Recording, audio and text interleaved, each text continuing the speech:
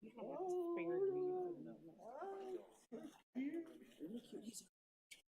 already growing the seed. Yeah. Oh, man. what a nice time. That came from. I hate to tell you.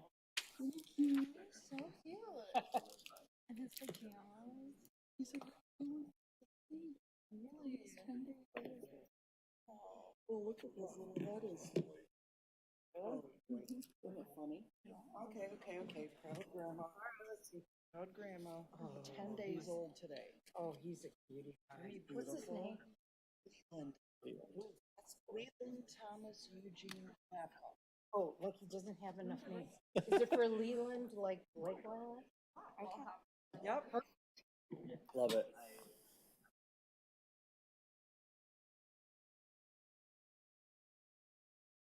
He is Okay.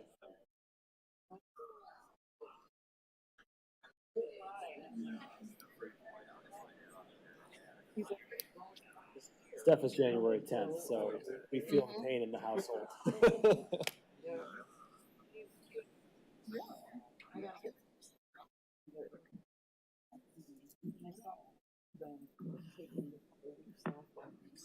All right, ready, Kathy? I'll get my grandma time when he goes back to work. There you go.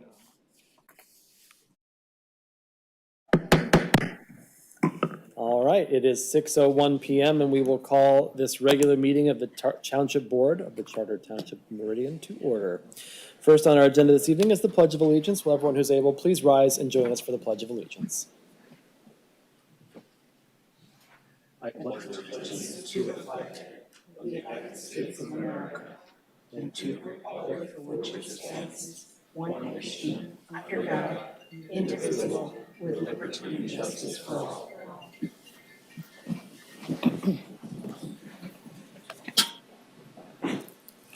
Next item of business is roll call. Will Deputy Clerk Gordon please call the roll?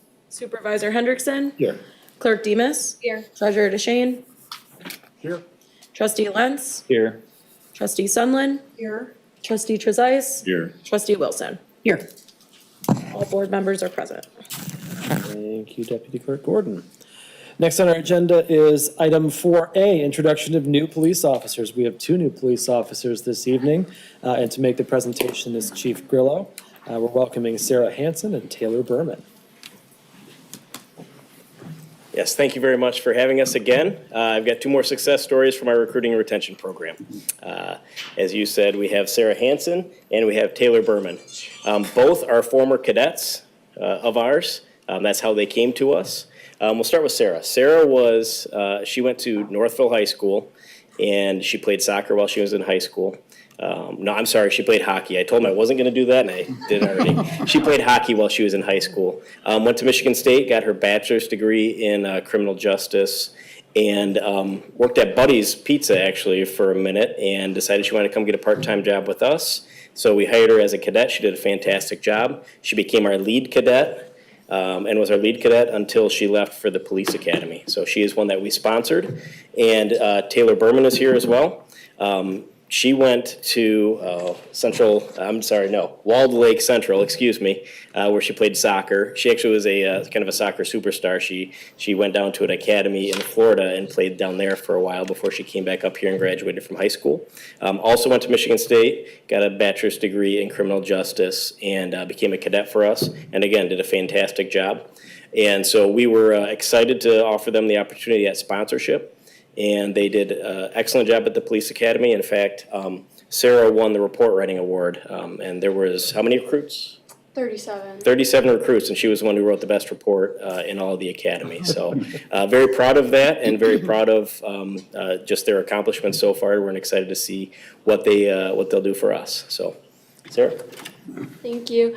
Thank you all so much. I appreciate getting the chance to continue working here. I loved working here as a cadet, so I appreciate being sponsored through the academy. I can't wait to continue working for you all. Thank you guys for having us.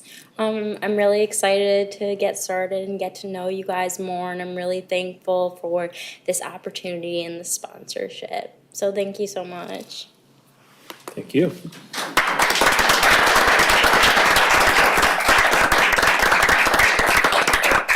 Any questions? Board members, any questions?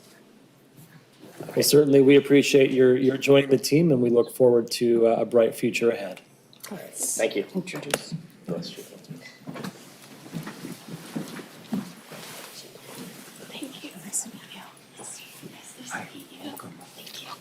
Thank you so much. Great to have you, Taylor. Great to see you guys. Welcome to the team. Congratulations. Congrats. Thanks. Congratulations. Thank you so much. Welcome. Welcome aboard. Thank you so much.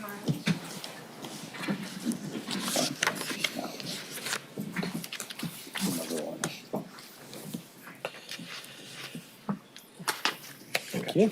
Oh, sorry.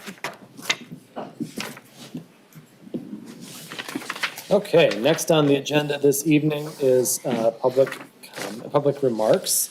Our citizens address agenda items and non-agenda items. So there are several opportunities for the public comment at tonight's meeting. Members of the public who wish to address our agenda or any item not on our agenda have the opportunity to do so at the beginning of the meeting, as well as near the end of the meeting. Those who wish to address the board must complete a green card, which are located on the table near the door, and present the card to the board member or their staff prior to the start of public comment. When it's your turn, the supervisor, that's me, will call up the next speaker to the podium to speak to the topics indicated. While it's not required, it is helpful for the sake of our meeting minutes if you will provide your name and address for the public record at the beginning of your remarks. Citizens are required to limit comments to 3 minutes. An automated system will keep track of the time, and an indicator light and beep will alert you when you have 30 seconds remaining and when your time has expired. Members of the board value public comment and input from our public. The meeting format and rules restrict members from engaging in conversation with commenters or answering questions directly. Questions or concerns may be addressed by board members at a later time or may be referred to by a member of the township staff to follow up on. Please address all comments to the board and/or the board's chair and not to individual board members or to others in the audience. With that said, I do have a number of green cards this evening. Our first green card is from Kurt Armbruster and then Rod Arnst. I'd like to please approach the podium. And board members, we do have a couple of handouts that we received, and we'd ask that without objection, they be entered into the communications for the packet when this is approved. We'll go ahead and open the floor up. Mr. Armbruster. Good evening.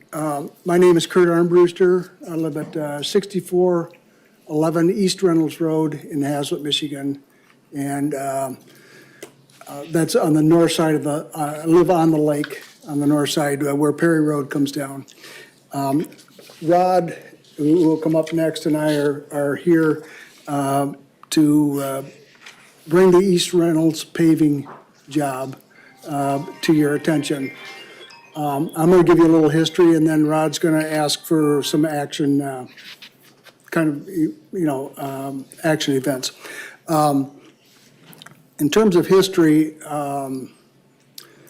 you all received a letter from us and from 40, signed by, I think, roughly 40 residents on East Reynolds Road objecting to the paving project, and that was in your July packet.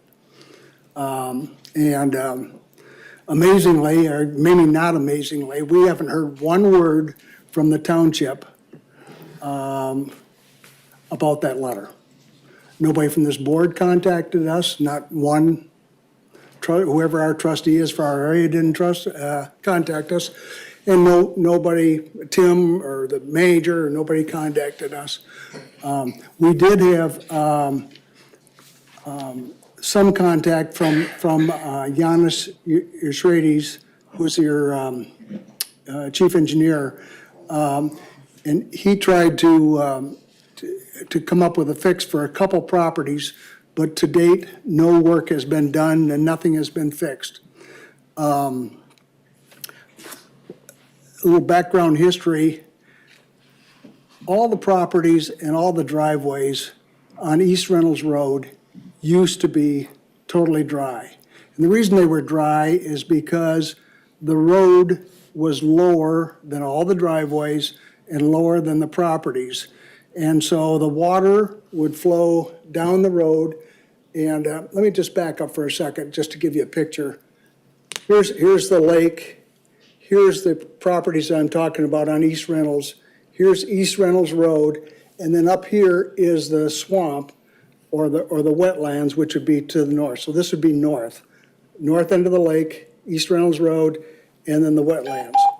So in this area, the road was always lower, so the water always flowed across the road into the wetlands.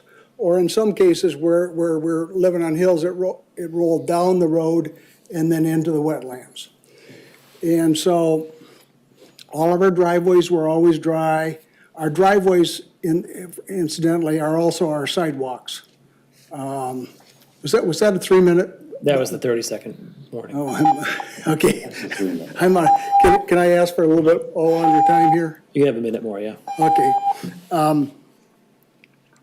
Our driveways are always dry because water flows down the driveway and then down the road and into the swamp. When they put the new road in, they raised the road 6 inches. At least in front of my house, it got raised 6 inches. The drawing called for 4.5 inches. And so now what everybody, including, and I'll just describe my house, is my house sits up here, driveway goes down, and then there's a ramp like that of asphalt going up to the road up here, 6 inches higher than my driveway. In the wintertime, water's in the driveway. It can't go left or right because of snowbanks and whatever, and it can't go down the road like it used to. So now I got a 6-inch puddle of water, 8 feet deep, 16 feet wide, not only in my driveway, but in my sidewalk, because that is my sidewalk, as it is with almost all the houses on our lake. We all have the same problem to some degree. So my neighbors only maybe got 2 inches. Another neighbor may have 3 inches, but it might be 12 feet deep or whatever. We all have the same problem. Thank you very much. Rod Ernst, And and then Michael Rod, Christie is on deck. Go ahead, Ron. My name is Rod Ernst. My address is 6353 East Reynolds, and I'm mirroring what Kurt had said. I did not include in the packet, but Kurt had talked to me about this in May of '23. I have emails where he was warning that there was a proposal to pave the road and increase it. I didn't really realize what the ramification would be, but what I had sent you in the packet of pictures, picture number 1 is my house. I never had that much water. And then I can give you 15 pictures, but the point is, in the summer, it's a mess because of water. A lot of people get water running in their garages. Our concern is in the winter, this is going to be, I think, a real safety issue. Ice skating rink, people delivering packages from FedEx to, Prime to whatever. And like Kurt has a grandchild that lives there, picking up at a bus, small kids walking, this is going to be an ice pad. And Giannis, who came and talked about my solution, was to dig a ditch so that my neighbor's water goes across my land to my neighbor's land. I mean, that's not a solution. So bottom line, what we're looking for, in August, we sent a letter signed by 43 residents, so it's not just Kurt and I, asking for maybe a public hearing about what the solution's gonna be. We could have more signed, but we thought at 43 it was fine. We've had no response since August. So what I'm asking for here is, what's our next step? What can we do? What can you do? Who should we be going to besides you to kind of get this issue addressed? I feel like you almost have to go through a winter, have some injuries before this is taken seriously. I hope that's not the case, but basically my job here is Kurt can give you more history and we can give you whatever we need, but we'd like to know what our next step is. So, Mike, did you want to talk or not? Okay. Michael Christie. And then that is the last green card. If anyone else would like to speak, if you could, please fill out a green card at the door there, and one of our staff members will have it brought up to us. Michael. Michael Christie, 6399 East Reynolds Road. You impacted my property in a negative way, and I will explain. my garage floor used to be higher than the road. The road is 6 inches higher than my garage floor now. And now they created a slippery slope for all my neighbors, my wife, myself, delivery people, family, friends, because I also have parking on the other side of the road. They, instead of removing the old road, they put the new road on top, and so my driveway is 6 inches lower, like my garage, 6 inches lower than the road now. So they've negatively impacted my property. And in new subdivisions, they always make the road lower so it holds the water when you have flooding or storm conditions or extraordinary snowstorms, so on and so forth. So therefore, they've negatively impacted my property. And it's created a public safety issue for my wife, my neighbors, my friends, delivery people. Thank you for your time. I hope you take all this into consideration. Thank you very much. Thank you. Anyone else wishing to address the board at this time? Seeing no one rushing to the green cards, we'll close public comment at 6:16 PM. I'll hit one of those just in case. Next on our agenda is item 6, interim township manager report. And we'll turn things over to our interim township manager, Tim Schmidt.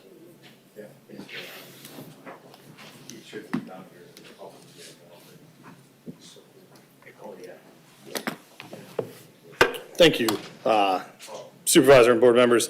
We will obviously follow up with some more details on the Reynolds Road situation. It's a very complicated thing that we've been staff has been working on a lot, both recently and over the course of the last year. So there's a lot of moving parts there that we'll follow up on. I will point out the fire truck is. Gentlemen, if you'd like to have a conversation, can you take it to the hallway, please? Thank you. The fire truck, our newest fire truck is being inspected right now in Ohio, and we should take delivery early next week. It looks great. We'll have some pictures on social media for everyone in the public to see as soon as we have it. Harris Nature Center, if you weren't able to join us last week on a very cold day, they dedicated the new log jam structure that was through fundraising with the foundation, Kiwanis and Rotary, open to the public in this cold winter. Next up is the Hawk's Nest, which if you haven't been out there to see the rendering of it, pretty cool idea. It'll be a one-of-a-kind is my understanding. And so obviously would welcome any support from the public on that project. If you want to look up the Harris Nature Center, their foundation is a great fundraising arm and helps us out tremendously with that facility. Deer management this year, we're at 132 deer as of Monday. Roughly on track with years past. Bow season lasts until January 15th, and then the PD will take over after that. We are authorized for 300 in our call through DNR. You met two of the newest police officers this evening. On January 6th, we'll swear in another, Abby Gordon, and that gets us to 40 sworn officers. We'll also, on the 6th, we have two promotions coming up. Ed Bessinen will be promoted to lieutenant, and Doug Strauss gets promoted to sergeant. So doing great things over in the police department, again, a direct result of the board's recruitment and retention program. The Senior Community Center Task Force continues to meet. We had some great meetings over the course of the last month, and our consultants and staff are working on bringing some more detailed information back to the task force in January. The board will also get an update from the task force in January per the original schedule that we laid out to report back. And lastly, I would just say happy holidays to everyone. If I don't see you between now and then, hope you travel safe and hope Santa brings you exactly what you want under the tree this year. Thank you. Thank you. Any questions for interim manager Schmidt? Seeing none, we'll move on to agenda item 7, board member reports of activities and announcements. Any board members with reports this evening? Trustee Wilson. I was so pleased to participate on Saturday with Santa's First Responders Party. This is an effort put on by the police and fire departments to give, have a meal and also have toys for children, high-value toys. And it was a smashing success. I talked to the originator of this whole process, Gaylord Mankowski, just today. He told me 260 low-income kids and their families were served by this party. So it was a thrill to be there. I've been involved for many years, and it's a 32nd party like this. So, but it was the biggest one ever. So Gaylord's got more ideas of what we can do. So I was really thrilled with that. The other thing I just want to tout is that our Rotary Club, Phil and I both belong to Rotary. We delivered 100 holiday baskets last Thursday to Grange Acres. So they're going to be eating well up there for the next few days. Thank you very much. Thank you. The board members, Clerk Demas. Yeah, I have quite a few things to share. It's been an exciting couple of weeks. First and foremost, I want to congratulate again our new police officers, Officer Hansen and Officer Berman. I had the honor of swearing them in yesterday, and I want to thank Officer Grillo and the police department for putting together such a great ceremony. Last week, Phil, Peter, and I went to the ribbon cutting ceremony, and that was for the new log jam play feature at the Harris Nature Center. So just thank you to our Park and Land Preservation Superintendent, Katie Adams, and also our Parks and Recreation Director, Courtney Wazinski. And she shared that this was made possible by a very generous donation from the Harris Nature Center Foundation and the Kiwanis Club of Hazlitt and Okemos. So thank you so much for them. Last weekend, I went to the Friends of Historic Meridian's annual Christmas in the Village events. We got to see an incredible performance from the Renaissance singers and watch the annual tree lighting ceremony. It was great to see a lot of families there. And I was also able to support the Friends of the Okemos Library for their book sale last weekend. And I know Marna was also there helping out, and I hope the book sale was a success. Huge. Yeah, and those are all my updates before the new year. Thank you very much. Other board members?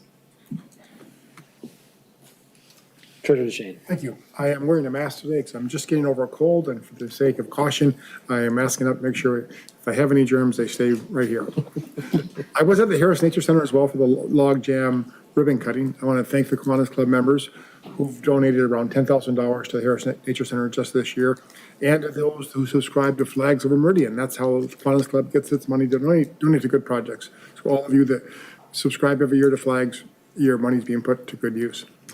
I do want to say township offices will be open 8 to 5 on December 23rd, 26th, 27th, and the 30th for those people that want to come in and pay their taxes in person before the end of the year. That's all I have. Thank you. Thank you.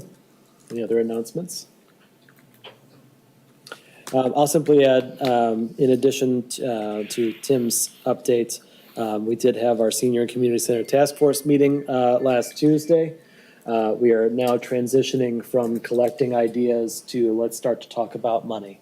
And so we had some initial discussions about that with what we expect to be a much more in-depth conversation coming in January.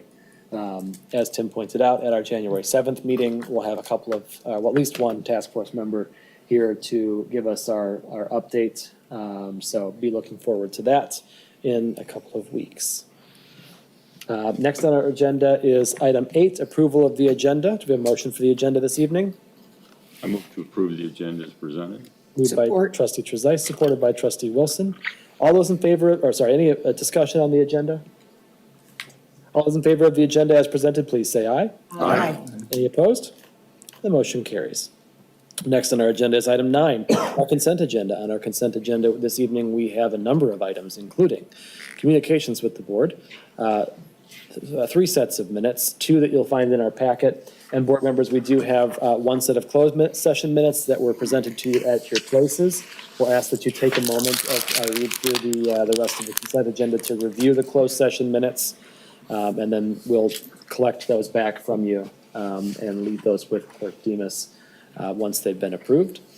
The other 2 sets are from our December 3rd special meeting and regular meetings. We have the bills, a construction contract with between Meridian Township and MDOT relating to their project over the M43 bridge. A couple of vehicles to dispose of. We are looking to appoint James McCurtis to the Planning Commission, reappoint really, and appoint William Fowler to our Board of Review, as well as approving the 2025 non-union wage schedule, which of course you saw in your packets as well. There are a couple of items that I would ask that we consider making slight amendments to for our December 3rd regular meeting minutes. On page 7, or item 7 rather, there was incorrect spelling of Nokomis. We were talking about the Nokomis Art Fair. And then in 9D, in the motion, there was a misspelling of the word project. So just if I could ask our motion maker to correct the spellings on those two items, I would appreciate that. So with that, do we have a motion on the consent agenda this evening? Move the consent agenda with spelling corrections. Moved by trustee Wilson. Do we have a support? Support. Supported by clerk Demas. Any discussion on the consent agenda? Seeing none, will Deputy Clerk Gordon please call the roll? Clerk Demas? Yes. Treasurer DeShane? Yes. Trustee Lentz? Yes. Trustee Sunland? Yes. Trustee Trezise? Yes. Trustee Wilson? Yes. Supervisor Hendrickson? Yes. Motion carries. Thank you. And then board members, if you could pass the closed session minutes in.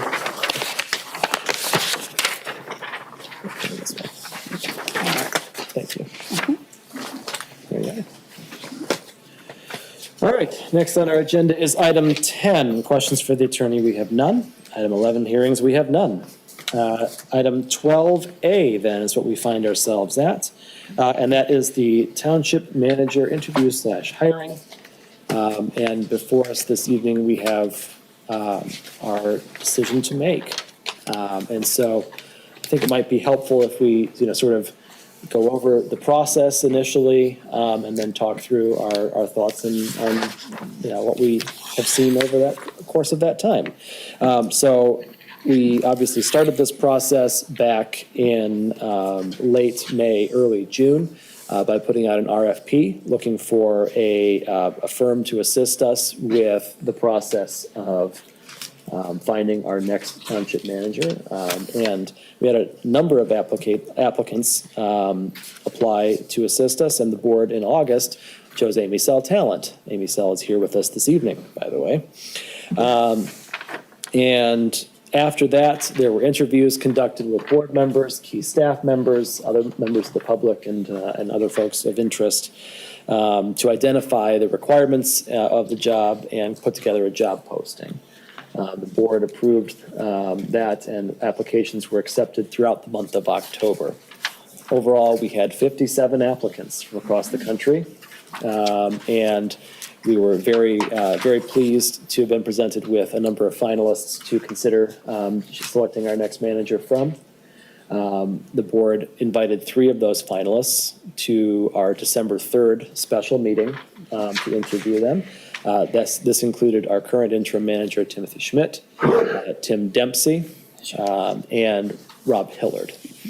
All 3 gentlemen were able to join us for interviews, and I think we had 3 very good interviews with those candidates. And after which we had a public meet and greet reception. We had largely township staff come down and visit. We did a few members of the public as well, and get a chance to meet our managerial candidates and also provide comment cards and feedback that we had consolidated by Amy Sell Talent and sent over to us for our consideration. And so we find ourselves here this evening considering the township manager applications for Rob Hillard, Tim Dempsey, and Tim Schmidt.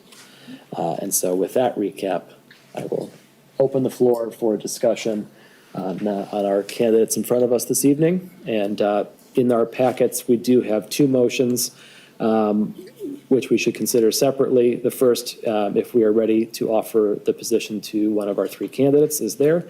And the second would be to authorize myself to work with the legal counsel and our HR department to negotiate a contract with whoever we choose. So with that said, I open the floor for discussion. Treasurer DeShane. Thank you. we did have 3 excellent candidates that were the finalists that we interviewed here 2 weeks ago. As we interviewed them, asked them questions, we all had tally sheets where we could record essentially scoring on various categories of the profile of what we were looking for that candidate. And then Amy compiled those scores for us, and so we could, without collaborating, we could all see the cumulative score. And the results were pretty definitive. Mr. Dempsey scored 44, exceeds expectations on our criteria. This was nearly twice the score of the other 2 candidates. All 3 were good. Robert Hillard, Mr. Dempsey, and certainly our acting Arlington manager, Tim Schmidt. But Tim Dempsey really stood out, and I think his scores reflected that. I was very impressed by him, and impressed by all 3, but especially Mr. Dempsey, and I think he would make an excellent township manager, excellent as our next township manager. Other board members? Trustee Wilson. When I looked at all of the 3 applicants, all of whom I think would serve us well, I looked for strength in the steady hand to guide our township as the manager for the next number of years. And there was experience from everybody, and I want to do a special thanks to Tim Schmidt for ably covering us for the last 7 months. I know it's been a huge job, and we certainly appreciate how you have taken the reins. But I did find that one individual rose to the top for me because of not only the experience, which was pretty similar for all 3 candidates, but that this individual had the breadth of knowledge of all aspects of what is done in this township. So that includes fiscal policy, financial management, collective bargaining, things that might have been lacking with other candidates. This individual also was the deputy city manager to our sister city to the west, East Lansing. And so for those reasons, and really looking at what was being offered, I felt that the breadth of experience and that steady hand would be best executed by Tim Dempsey. Thank you. Okay. Clerk Demas. I want to start by thanking all 3 candidates. All of them have a lot to offer our township. I think the interviews and community feedback made a big impact. And from my perspective, one candidate in particular rose above and beyond and exceeded many of the expectations set for this position. This individual exhibited a lot of valuable leadership and project management skills, as well as having experience with budgeting, infrastructure development, and public policy. Overall, this individual has a good understanding of what it takes to manage a municipality, and you can see that through his years of experience. I was impressed by his communication skills, and I felt like this individual's responses were more detailed and individual-based. So for that, I would like to share that I would support having Mr. Dempsey fill the position of our township manager. Trustee Lentz. Thank you. I'd like to start out by thanking members of the public who sent emails to us as a board and weighed in on this decision. You know, as a new trustee, this really was, a very quick turnaround from being sworn in to making one of the biggest decisions we as a board are going to be making for some time. And so I appreciate the input that everyone gave towards that. Echoing some of the areas that other board members have stated, but also expanding on that, we all deserve good local government, and Mr. Dempsey displayed a creativity in how to enact good local government, and with the over 42,000 people that live here, we deserve that kind of creativity and long-term thinking, and for that reason and for the others that you all displayed, he really did seem to be the top candidate for me. So. Trustee Sunland. Yes, and again, I echo that, we appreciate everybody who interviewed for the position, and that, we're just excited to have a good selection of candidates. And one of the particular candidates, rose to the surface for me also. He had 30 years of professional service, 20 in government. He excelled in strategic partnerships and supporting business retail expansion, overseed a $500 million neighborhood budget and neighborhood redevelopment project. So for me, Mr. Dempsey did rise to the top. So we're excited to, and we're just really appreciative of everybody who was included in this process and made us shine. We just appreciate, the feedback from the community. Trustee Trezise. I will weigh in also. I also would support Mr. Dempsey. His background was extremely broad. And I think an important piece that he brings to us, if we go that way, is his years with public sector consultants in developing policies and recommending programs statewide for various organizations.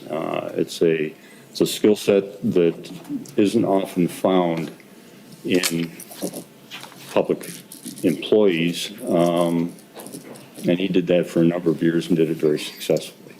I think that brings a lot of potential to him in our position. I think his work in East Lansing with some of the creative funding sources and development projects that he brought in or supervised bringing in would also be very helpful for us, especially as we look at places like the Four Corners, the peak up on in the north part of the township, and I think he would be an excellent individual to bring on.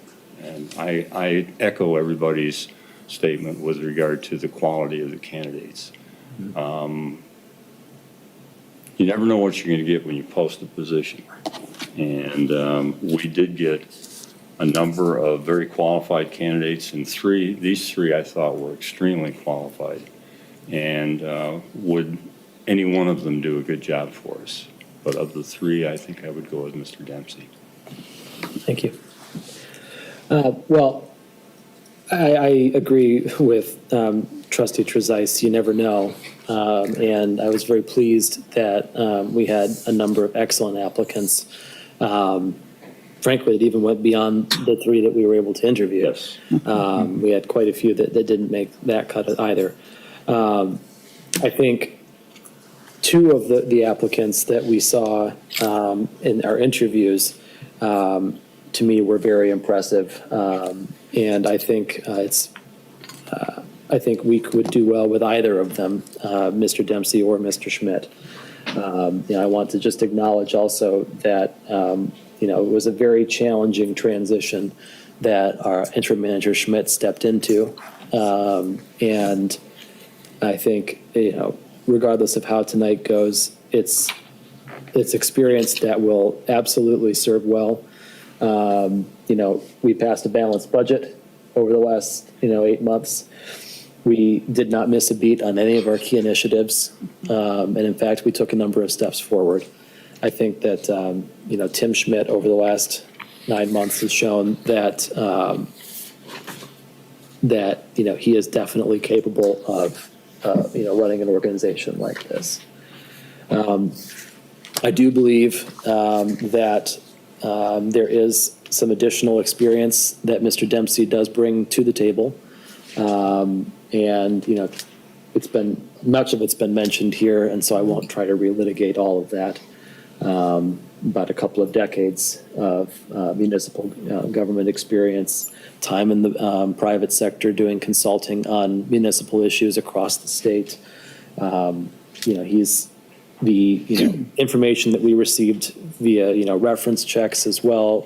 One person described him as one of the best managers I've ever worked for. And another said he was a very stable and capable leader. These are the sorts of things that we want to see in our organization. We want to ensure that we have stability. We want to ensure that we have that steady hand of guidance, and we appreciate that. I believe I would be supportive of either of our two candidates named Tim. But I think if, pushed into it, I would say that, the candidate that sticks out for me that I would prefer would be Tim Dempsey. Any further discussion or a motion to be made? Treasurer DeShane?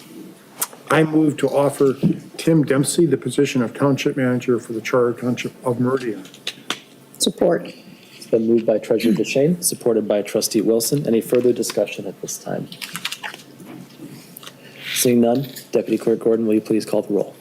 Treasurer DeShane? Yes. Trustee Lentz? Yes. Trustee Sunland? Yes. Trustee Trezise? Yes. Trustee Wilson? Yes. Supervisor Hendrickson? Yes. Clerk Demas? Yes. Motion carries.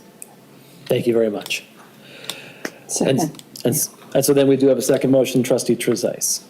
I move to authorize the supervisor to negotiate the manager's contract with the assistance of legal counsel and the human resources director on behalf of the board. Support.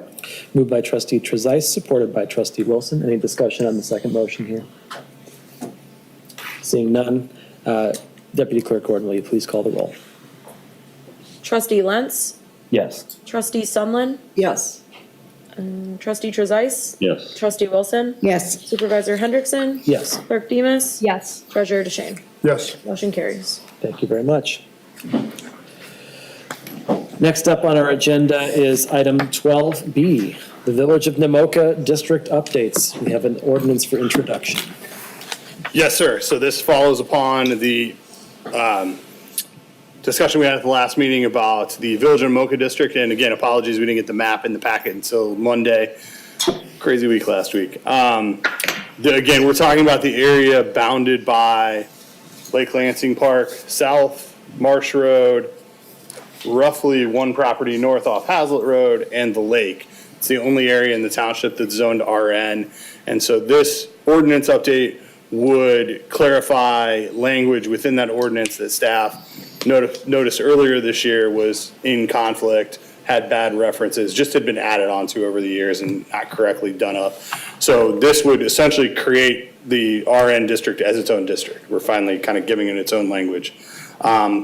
Planning Commission has reviewed this previously earlier in the year and recommended unanimous approval, and the board reviewed this at your December 3rd meeting and had no major concerns. And so what's in front of you this evening is a resolution to introduce the text amendment, and then we'll bring it back at your next meeting after we publish it for final adoption. Thank you very much.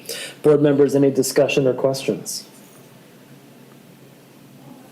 Trustee Trezise. Yeah, I remember dealing with this area when I was on the planning commission, and it was a zoo. Conflicts all over the place, sort of hanging descriptions that don't fit anything, and basically a very broad range of potential uses in there. And I think this is long overdue and probably only the first step. This is the first step. This is to clarify the obvious problems, and then, even in the planning commission discussion, there was definitely okay, what's next? And so staff's already preparing our 2025, what are we going to tackle? And this is still on the list. This doesn't place anybody in there in a non-conforming use. No, so this would not change any of the existing uses within the district, nor would it actually change any of the dimensional requirements at this point. That conversation and how we can, if we can, make those changes will come later next year. Okay. Or the following year. Thank you. Other discussion? Well, I also sat on the Planning Commission and the ZBA, and the ZBA also got to hear quite a bit from this area. And while this may not clear up everything, it's nice to get a kickstart on the process of starting to make some of those changes. This area is one of the most overzoned that we have in the township with the Lake Lansing district and this as well. And so starting the process of these reforms, I think, is a good thing and will serve us well as we move forward. Anyone interested in further discussion or motion? Trustee Trezise. I move to adopt the resolution approving for introduction text amendment number 2024-09 to amend the Code of Ordinances of the Charter Township of Meridian at Section 86-377 to update the standards for the RN Village of Namoka zoning district. Support. Moved by trustee Trezise, supported by trustee Wilson. Any further discussion? Seeing none, will Deputy Clerk Gordon please call the roll? Trustee Sunland, Yes. trustee Trezise. Yes. Trustee Wilson, Yes. Supervisor Hendrickson. Yes. Clerk Demas. Yes. Treasurer DeShane. Yes. Trustee Lenz. Yes. Motion carries. Thank you very much. Next on our agenda is item 12C, the fourth quarter budget amendments for 2024. We'll turn things over to interim manager Schmidt. Thank you very much. All thanks to our partners at Plan Moran here. They did a fantastic job working with the department heads and getting this squared away. And so what you see is fourth quarter budget amendments, which are actually net positive to the overall budget on the year. Projected use of fund balance at the end of the year is $972,999, and there's a slight change to that, which I'll get in just a second. Functionally, that means the net change to fund balance was the cost of the truck that we pulled forward for construction, which in no small part, candidly, was due to the building department having a record year. We have been extraordinarily busy on the second floor, just made for an interesting year. So these changes, there are two additional changes that we did uncover today that I need to bring to the board's attention. One, a line item 101-700-701-821-000 will need to be increased by $10,270. That is to account for the second payment for the community survey. That bill came in very late and was not in the original purchase order. And so that needs to be taken into account. And line item 101-170-270-825-000 needs to not change. We also got a late IRS item under that line item that will be, that is in the budget, so we don't want to take the money out that was previously budgeted.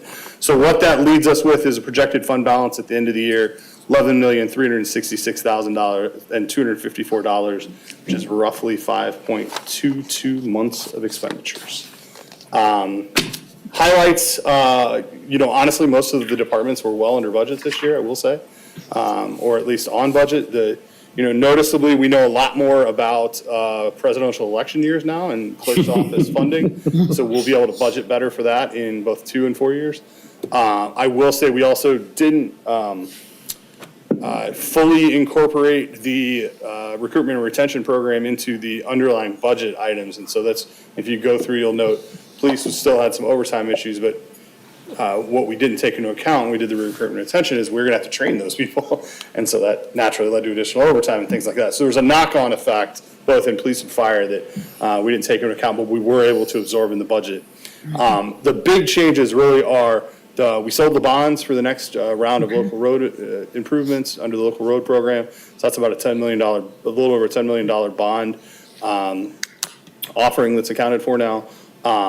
County did come through with one of the payments for the Emmett Lake Lansing Trail, which we did not expect, was not actually budgeted. So that is a net addition.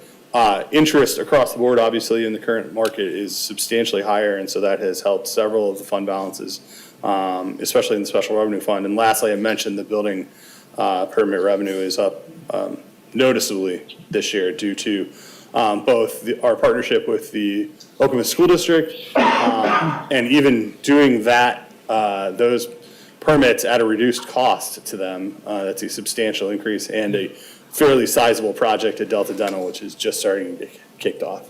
I'd be happy to answer any questions that the board might have, but again, I did provide you with a slightly modified motion to account for those two last items we discovered this afternoon. Thank you very much. Any discussion, board members? Treasurer DeShane. Mr. Schmidt, you had mentioned the expense of the new fire truck is accounting for the $1 million approximately drawdown. I don't see that on this list, though. So that was a transfer to motor pool that we did in the third quarter, I believe. Mm-hmm. That's not a fourth quarter amendment. Okay.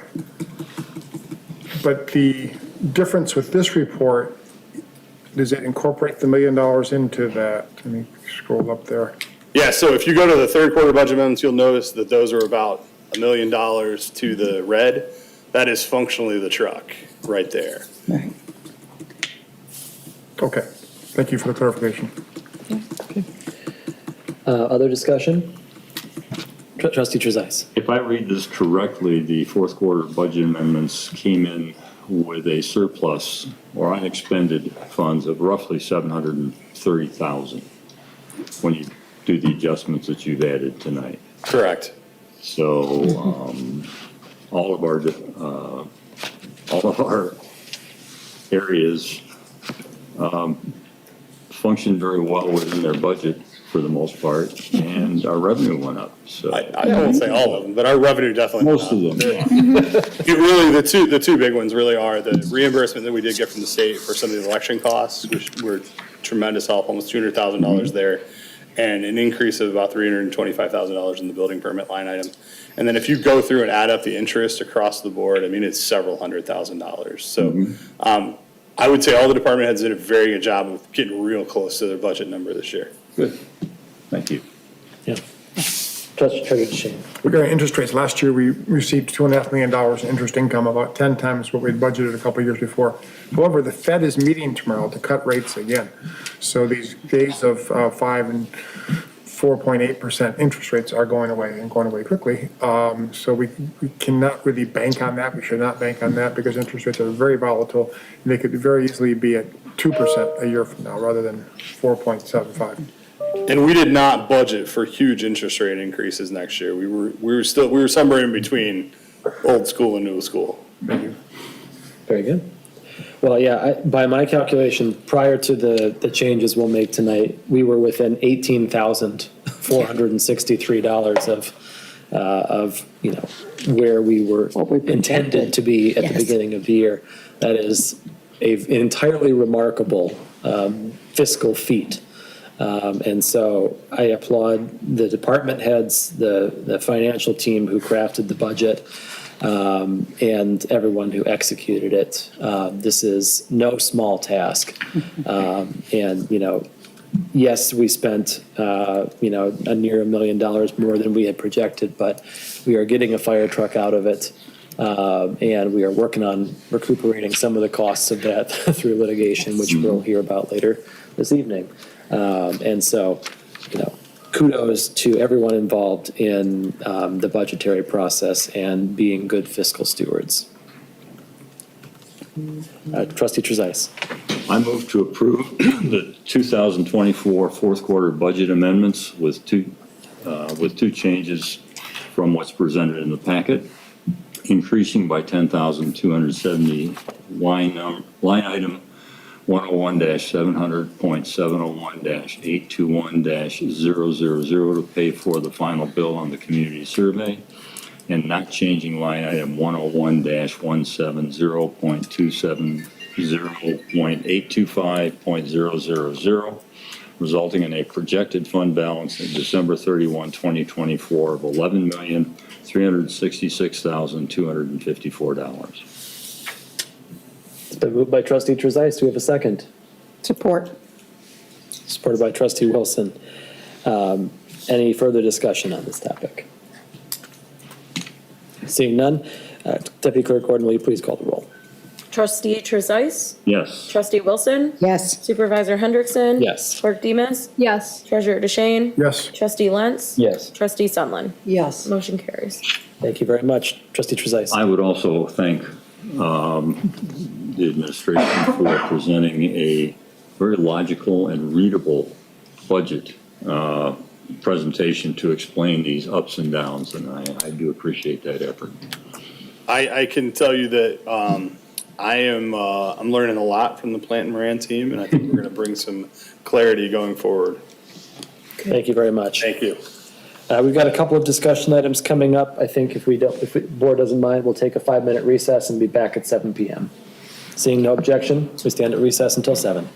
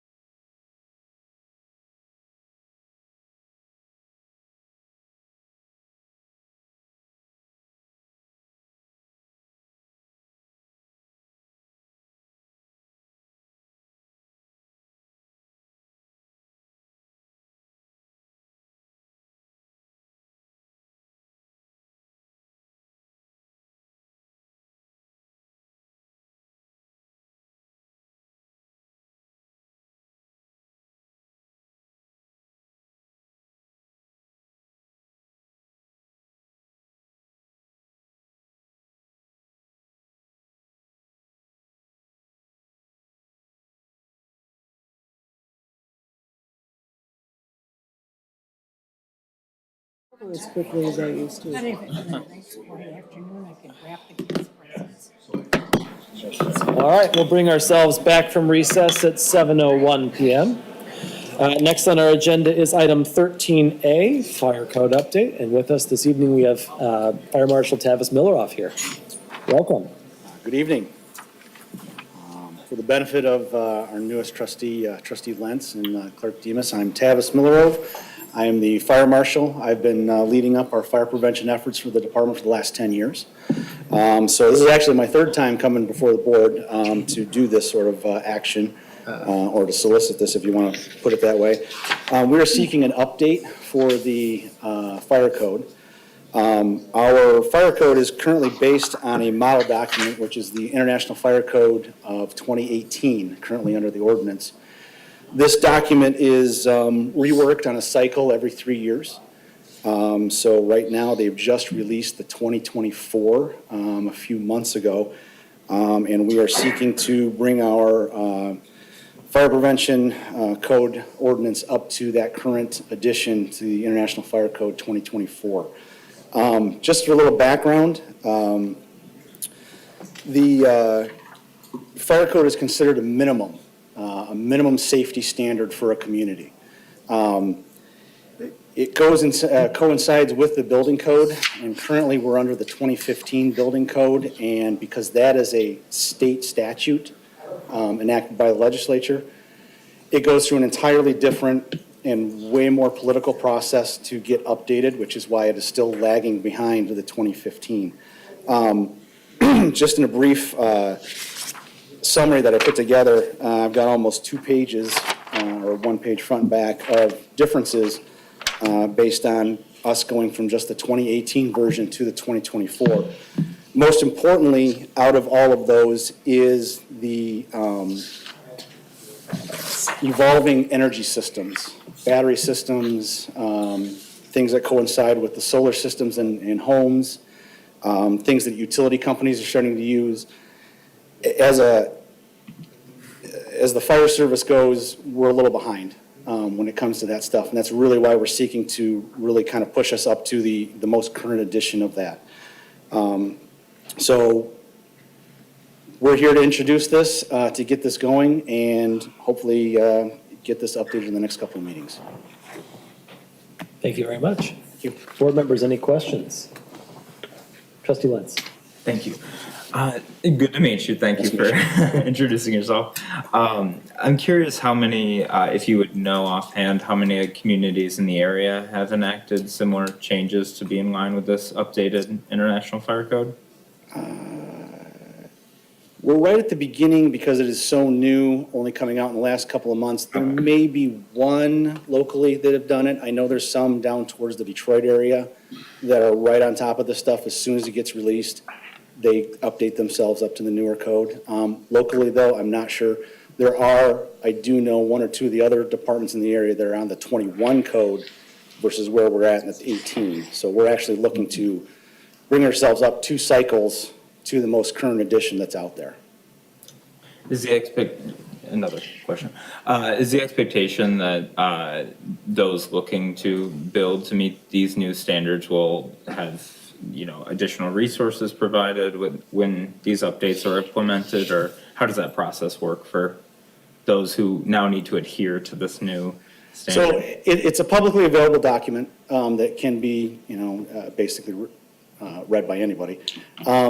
Where it comes to developments, building issues and things like that, the prevailing document is still the building code. All right. So this will allow us, as the building code gets evolved, it allows us to bring other features, operating features, things that go along with alarm standards, things, emerging technologies and things like that. It allows us to get on top of it and kind of pre-plan it, so to speak. So as the building code comes up, we're able to mesh it together and move forward with it.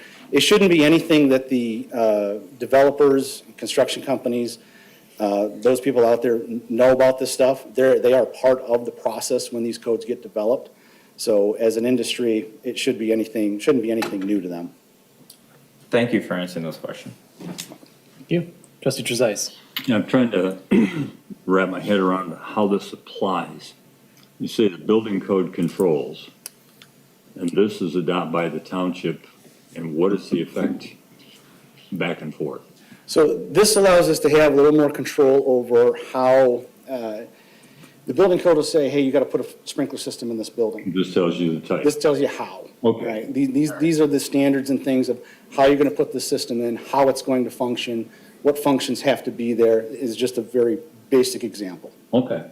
Oh, that explains it to me. It's sort of an addenda to the building code. It builds off the building code to a more precise standard. Sure. Okay. Thank you very much. Are you ready to enforce? There'll be a learning curve, but yes, there are a lot of elements that have been kicking around for years within the fire service. We have, there are 2 conferences annually, the Michigan Fire Inspector Society, where we discuss a lot of the topics that come up in this. So there are going to be some challenges, but we'll be able to get on top of it. So you'd be using this as developments come in with our planning department to make sure they comply with? Absolutely. Yep, all becomes part of the process. All right, thank you. Thank you. Other board members? I did have a question or two. So they address this every 3 years, you said? The International Code Council that develops the code itself, or the model document, if you want to call it that, they go through, and every 3 years, they will rewrite this or rework this to make sure that they are staying on top of the way the industry is moving. Okay. Not that I mind coming back to this every 3 years, but my initial question was, is it worth it to just adopt the International Fire Code, and when they make revisions, we have adopted it? Or do we need to bring it back each and every time? This question comes up. I think there's a legal reason why we can't do it that way, if I'm not mistaken. Correct. Yeah. There's also indication amongst the various codes that we adopt, we do opt out of certain sections in several of them.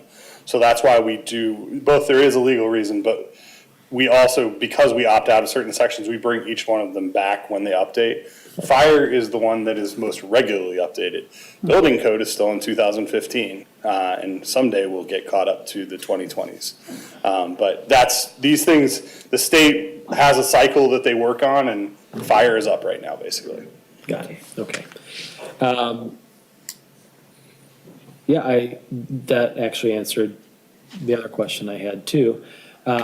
Looks as though we're making just a couple of small amendments to what was being presented, and none of them seem to be particularly substantive. They provide boilerplate language for adoption that is literally fill in the blank, that allows us to just put a couple of things in. We basically copy it right into the ordinance, and it's pretty seamless. This actual rewrite for this addition, they did a rework of the hazardous materials section that actually allows us to remove a significant portion out of the ordinance that when you read it was just confusing even to us, the way it had to be put down. So this is a good update to do, to clean it up a lot. And then lastly, and this is silly, I know, but why is our township attorney signing our ordinance? That's not typical, is it? I couldn't answer that. I have no idea. Something to consider when we bring it back for action, maybe. Okay. Anyone else? Well, generally, I think you found a relatively receptive audience to these changes, so Appreciate we'll that. see you back in January. All right, sounds great. Thank you. Thank you. Next on the agenda is item 13B. I Heart Mac and Cheese. East Lansing is looking for a Class C liquor license. And here this evening to present, we have our Neighborhoods and Economic Development Director, Amber Clark. Thank you for joining us. With a big old binder. The liquor code? It's the liquor code, and liquor training manual. All right. I figured one of you will ask me a question I don't know the answer to. If you can look it up quickly in that. If I big can find binder. it. I've got several tabs over here, so we'll find out over good. Well, good evening. Tonight before the board, based off of your general conversation and discussion, we will bring back a motion for action. So the intent is to hear what the board has to say about the application. As some of you recall, and we've had some new members come onto the board, we did adopt a new liquor license ordinance. We felt like our ordinance did not allow us to designate necessarily the license in the way that we would like. Also, the board elected that the liquor licenses that are for the township to issue are an asset of the township. They're an asset of a business, and so they are an incentive. So much like we use incentives based off the particular PICAs or incentives that are going to reach a certain metric for economic redevelopment, that's how we've essentially assigned this liquor license and ordinance. This is our first Class C liquor license request since the new adoption.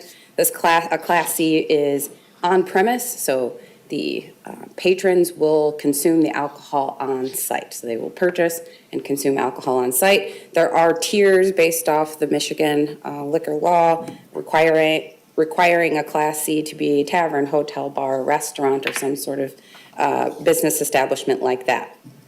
Licenses are expensive. Besides East Lansing, Meridian Township is the only entity with Class C licenses in the entire county to issue. That means that on the market, they are expensive. Some licenses generally will start buying from an individual license holder, about $60,000, and the state of Michigan requires a $20,000 payment from the applicant as well. So just off of base, if you could find a license holder that wanted to relinquish their license to you for $60,000, you'd be into the request for $80,000 just to begin. So it's very unique, it's highly sought after, and we don't get licenses until each census. So each census, we get a calculation, the state will look and decide if we need a reduction in the number of licenses that are available to issue or an increase. We only get an increase with 6,000 new residents, so you'll hear me say things about how I'm trying to reach that new metric by 2030, honestly. And we've had other development incentives, so it's not just the liquor licenses, but there are other incentives to drive the population and growth of Meridian Township. So we have an application request for Mr. Paul Hamby, who is here tonight. If you have additional questions of the applicant and the request, I Heart Mac and Cheese, East Lansing. It is going to 4790 South Hagedorn Road, Suite 158, so over in the Hannah Hagedorn Plaza. Our ordinance has several criteria, so you will see that there is a criteria reviewed sheet included with the memo. There is a numerical value presented in that. It is not necessarily a value of application, but just an indication of how many of the bullet point criteria listed in our ordinance are met in the application. And that provides the board an idea based off of seeing other applications how businesses are meeting our criteria as requested. The applicant is going to offer a mac and cheese. I Heart Mac and Cheese is a franchise, unique dining experience, creates a la carte mac and cheese. So you go in as a patron, you can choose all of your different toppings, proteins, etc. Fast casual dining environment over in the Hannah Plaza, as we said. Full-time employees 8, part-time employees 20. This location does have similar requested licenses in operation right now. So the Mac, Sansu Sushi, Hannah Lofts, Residence Inn, Pizza House, and Sindhu Restaurant all have a Class C liquor license, all with unique dining, all with a bar or restaurant included, all within a half a mile of this location. Many restaurants are moving to a fast casual dining because it's a little bit easier on the overhead for restaurants. It allows flexibility in staffing, also flexibility in menu planning. In general, the application meets the zoning requirements of C2. There are no issues from community planning or fire. We do have to recheck an iChat record with police, but so far we don't have any issue there either. And I don't have a motion for you tonight. I just have the information provided, and we'll listen to your questions and discussion. Thank you very much. Speaking of which, any questions or discussion? Trustee Wilson. I have a number of questions about quota licenses. So it appears that there are only 2 additional licenses available, Class C licenses, under the quota until at least 2030. Correct. Okay. And I believe you identified, are there 6 locations within a half a mile? Correct. that have. So 1/4 of our current licenses are all within a half-mile area, and not in the designated areas that you refer to, the PICA areas, the potential intensity change areas that we are trying to redevelop, the Four Corners of Okemos and so on. That's a concern, to tell you the truth. Do we try to geographically diversify the availability of these licenses? Until the update for the new ordinance, that had not been a criteria addressed. It has not, okay. But it has been a focus, it's within your ordinance to focus on areas for redevelopment, that's the purpose? Correct. Okay. Okay, did local Epicurean get a Class C license? They did, but they purchased one from an individual buyer. That was a purchase, okay. Okay, so only 2 licenses available until 2030. I don't know if we're gonna grow 6,000 more people in our area to obtain more licenses. And there are 6 businesses within a half a mile that already have a license there. And not all of those are going concerns. Everyone you mentioned to me is a going concern that would not be selling a license because they're going out of business. Correct. I don't believe any of them are, none of them have a license listed on the escrow, so I'll say it that way. They all have active licenses that they are using. Okay.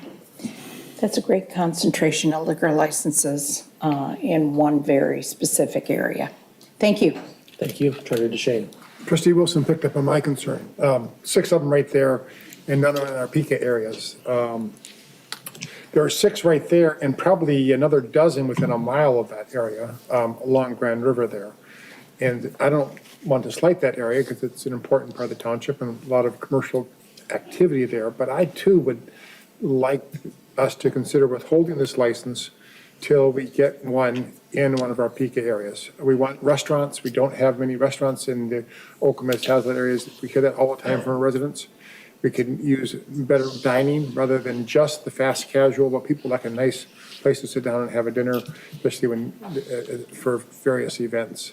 So those are my concerns. This is, to me, too much in the Hannah Plaza area, and I would like to see you focus on developing a restaurant.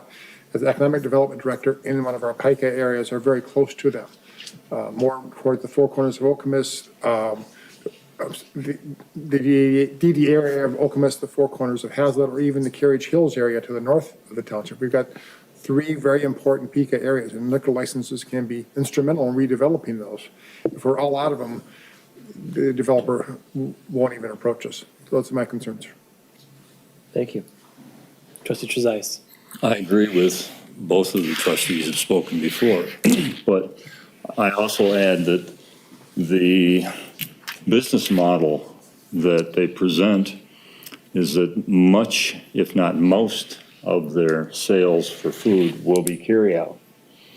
This license provides for only consumption on the premises, and therefore I don't see that as important to this development and this restaurant as possibly someplace with a larger seating area with a more intent to have in-store customers dining there.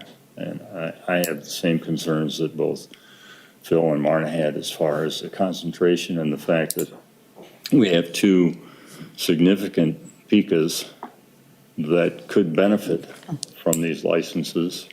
And if we get them, if we sell them, or if we issue them, they're gone. And they can also be moved outside the township once they're issued. So I have some real concerns about this. Other board members? Clerk Demas.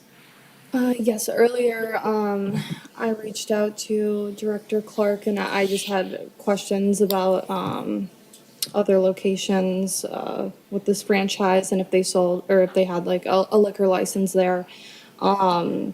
And I believe your response was no, they didn't have a liquor license in those locations. And I see here that they can sell mac and cheese without the liquor license, so I just wanted to highlight those points. Yeah, when I look at other menus, I'm going to imagine that franchises probably have some flexibility in some of the things that they offer by location, but looking at the other locations as you ask their menus, they do not have alcoholic sales listed on the menu. All right, thank you. Very smart.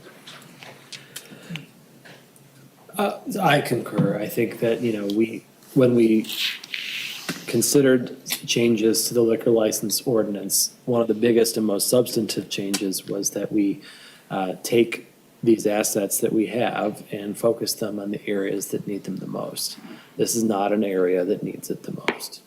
And as Clerk Demas points out, this is not even an area where other franchises appear to need it the most. Now, every franchise is different, every location is different, totally understand that. But we have been relatively clear in the passing of our ordinance in the last several months that, we are interested in developing our PICA areas. We have heard and seen and talked about the desire to have additional restaurants in those areas.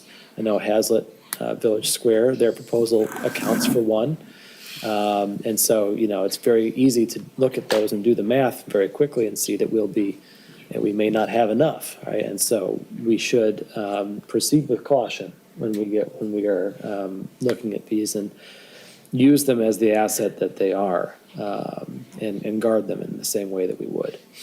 I think while the numerical score is not necessarily a hard and fast indicator of the overall quality of an applicant, it did speak to me to say, hey, this isn't necessarily providing the value that we wanted to see out of an applicant for this. I mean, I feel like I've seen one not too long ago, maybe it was the local Epicurean, that was in the range of 18 or 20 out of 22. This is significantly less. And so for those reasons, I want to proceed with caution, with this application. I think it would be better served if we can find a way to use these in the areas that need them the most. Trustee Wilson. Does the applicant have the option to purchase a license? So, yes, like purchasing, it's like a market. So, I mean, the applicant would reach out to license holders. Any escrowed license in the county actually could be potentially one that could be bought. It would just have to be a deal made between the applicant and the license holder.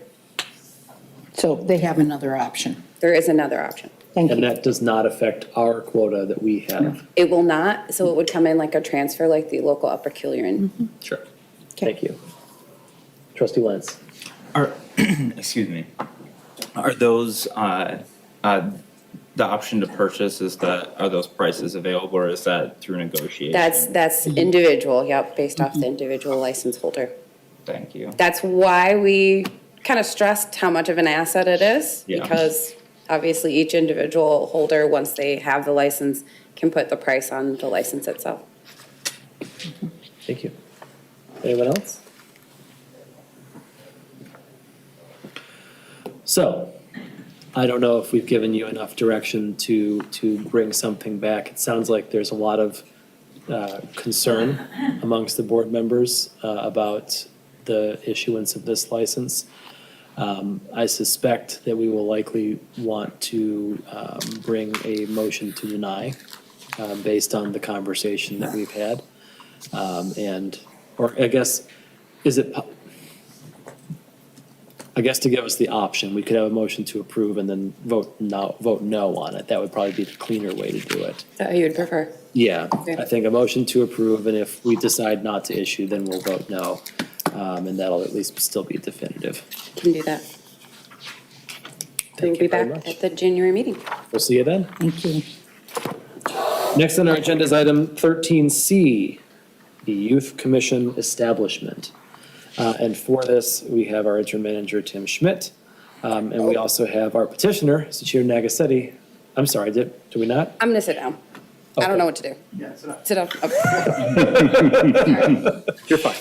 Sachir Nagasetti, who was our petitioner, initial petitioner for this project. But don't go too far, because I'm just gonna grab my note. I left it on. Director Clark largely did a lot of the heavy lifting on this for me over the course of the last several months. But Really wanted to bring this for you just as an initial discussion to make sure that we're on the right track of what the board was thinking here, because one of the concerns that Director Clark raised along the way is we don't want to set this up and have it, I don't want to say fail, but turn into something where, not a lot of people show up and there's not really good buy-in. And so Director Clark raised a number of points in her memo. We just want to touch base on what we have you this evening, and I'm largely going to turn it over to Sushir and Director Clark.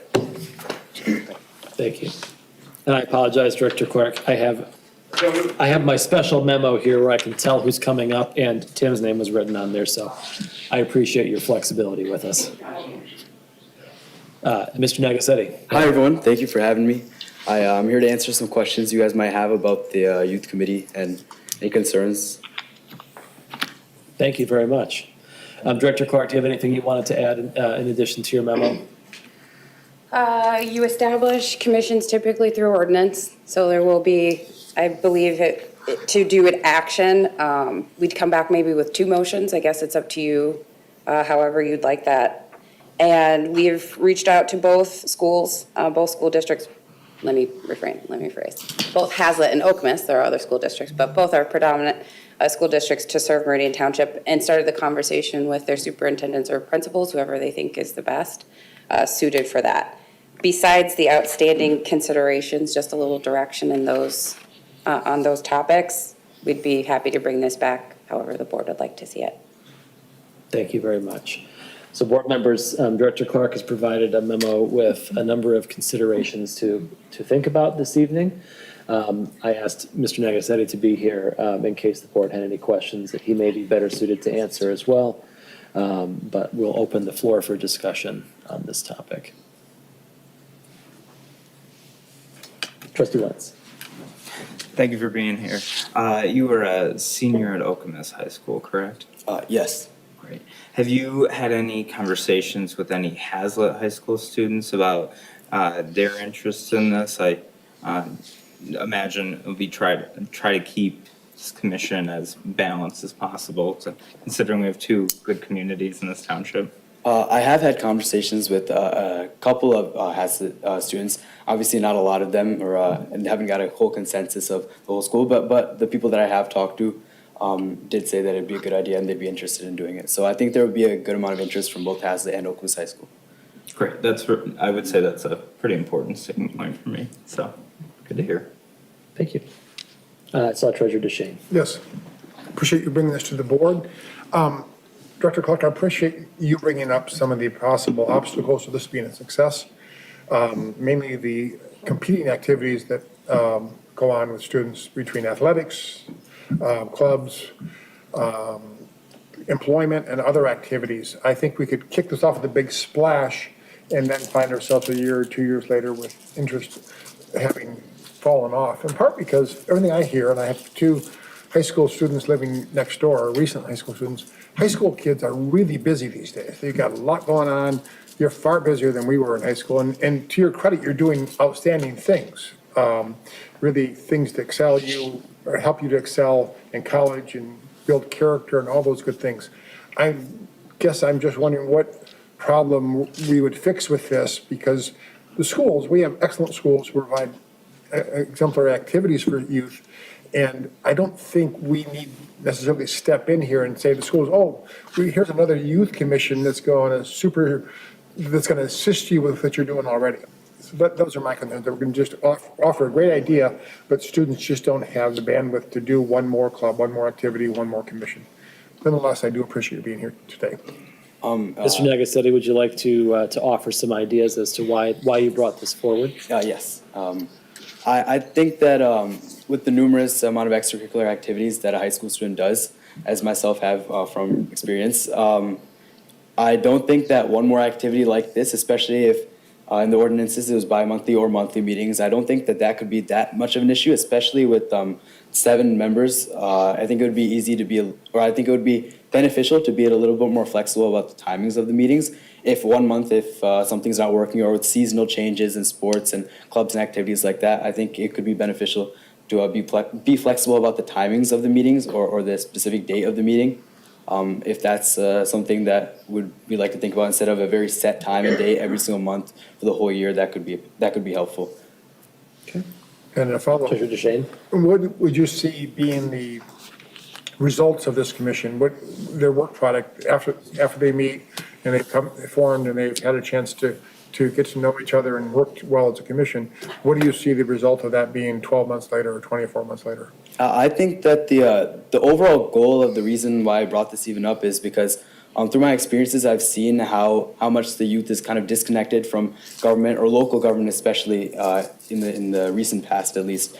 And I thought that this is, although it might not be like the youth commission is making policies or denying and approving certain motions or something like that, it could be a helpful way for the youth as a whole to be involved, at least in government a little bit, or be involved in local government and see what's happening and have a little bit of a say or have a little bit of an idea of what actually happens.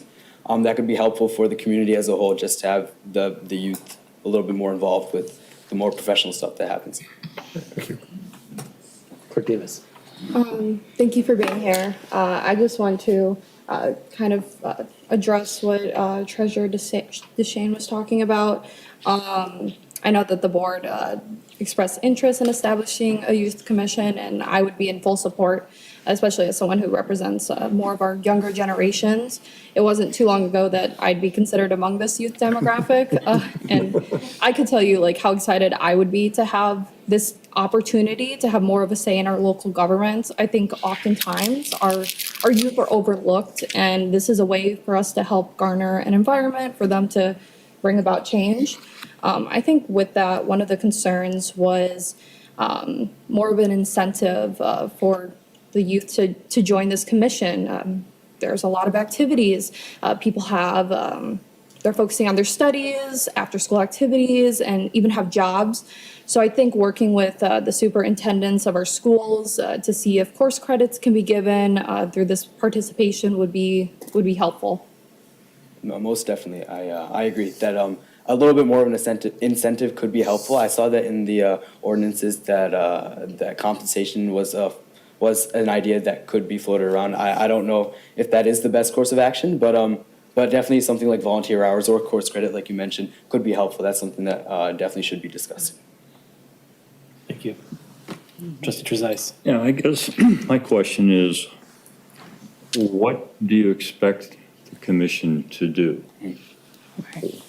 I think that's what Mr. DeShane was asking for. What comes out of the commission? Yes, I can see it being very valuable to learn about local government and whatever. That's one thing. But I'm not sure that keeping high school students involved in something like that for an extended period of time is going to last.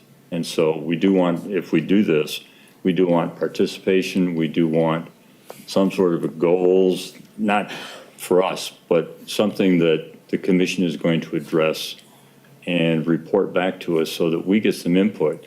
Having a commission of young people watching government meetings doesn't really help you that much, and it doesn't help us at all.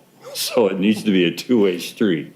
And I'm just asking for some ideas that you have. And obviously, if the commission is created, the commission will determine some of its goals and where it wants to go. But what is your thinking since you brought this to us? The idea that I have for the organization to mainly focus on would be three main things. Number one would be the environmental concerns that or like park cleanups or organizing tree planting drives or recycling initiatives would be fun or helpful for the youth to be a little bit more involved in. Obviously, we could get in tune with the schools and the schools programs of Hazlitt and Okemos and then get involved with that. I think another thing that the commission would be a little bit more invested in was mental health initiatives, especially among the youth coming out of the COVID-19 pandemic. All those forums on stress management and webinars and seminars on mental health and how it's important in today's society and all those things would be very helpful as well. And then another thing that a little bit more fun would be community events that I think the youth commission could be a bit more involved in, like cultural appreciation and helping out small businesses is something like a little bit more small scale, but I think it could be helpful for the youth commission to be involved in, especially have stuff going in that regard, especially because we wouldn't be as much involved in policy decisions, I don't think, especially in like the first couple months or first couple years. But I think event planning and organizing things is a good place to start. And would you take these back to the students in the high school to get a broader range of students to participate in this and what's available to them and the benefits to them? Yes, most definitely. I think that we could definitely work with a Key Club or National Honor Society or the action group that they have at Oakland's High School and the various other groups and organizations that they have would definitely be interested in being involved in these events and these type of activities. I think in return, we would be able to grant them volunteer hours for participating in an environmental cleanup, for example. But most definitely, I think high school students would be involved in what's going on. Okay, thank you. Other board members? Trustee Lentz. Echoing the other young person here on this board, I will say that. Yeah. Hey, take it easy. Careful. I'll let the record show. No, I appreciate any involvement, especially in local government. Michigan's Constitution has a lot. Let me restart. Not a lot of people understand the functions of different forms of government, so I think I can applaud the fact that you're here speaking to the township government rather than, trying to go to other forms where, you much larger groups, and, this is a good back and forth that we're having, so I can appreciate that, and, I'm inclined to support anything that this township can do to encourage, exemplary students from Hazlitt, Okemos, and that little bit of East Lansing School District that we have to, be as engaged as possible. Yeah, I'll Trustee Wilson. I applaud your initiative and bringing such a great concept to us. I was really struggling with what your focus was, what you wanted to do, but in the explanation you just gave, talking about getting involved in environmental cleanup, I'm not sure about the mental health piece because we don't deal with that at this level. That's a county activity. But events and cultural events and that kind of thing, it sounds like more of a doing action kind of thing. For instance, all the action students, a whole bunch of them, were at Santa's First Responders. That would be the kind of activity that we have, events that are really special and unique to our community. So is that the focus? Am I hearing that right? I think that could be beneficial to have the focus of that be for the first couple of months and to kind of get us started off on the right foot. And then hopefully in the next following months after that, maybe branch out, do some things a little bit more larger scale. But in my vision for it, I think that's where we kind of start off, but definitely subject to change. It seems to me that you want to learn more about how municipal government operates, but the way that would be executed would be to have individuals here in municipal government, like board members and staff members and so on, discuss those things with you. Otherwise, I'm not sure what your conduit is for that. The commission would come up with ideas and talk and figure things out, and then obviously we'd have to come to the board and get approval for everything. But everything would run through the trustee board. I apologize if I didn't mention that. No, that's fine. Don't apologize. I'm just trying to get a feel for this. So would you potentially, because you're interested in environmental issues, would you potentially send a member of this commission to the environmental commission to listen to the meeting and then bring that back to you? Mm-hmm. Is that the sort of thing you're envisioning? That is the. Because we have many different committees that address different issues here. That is what I was envisioning. Okay. Thank you for saying that. Great. Thank you. Thank you. Treasurer DeShane. The Environmental Commission used to have youth members quite recently. It does now. Mm-hmm. Still does? Yeah, it says the high school representative. Okay, great.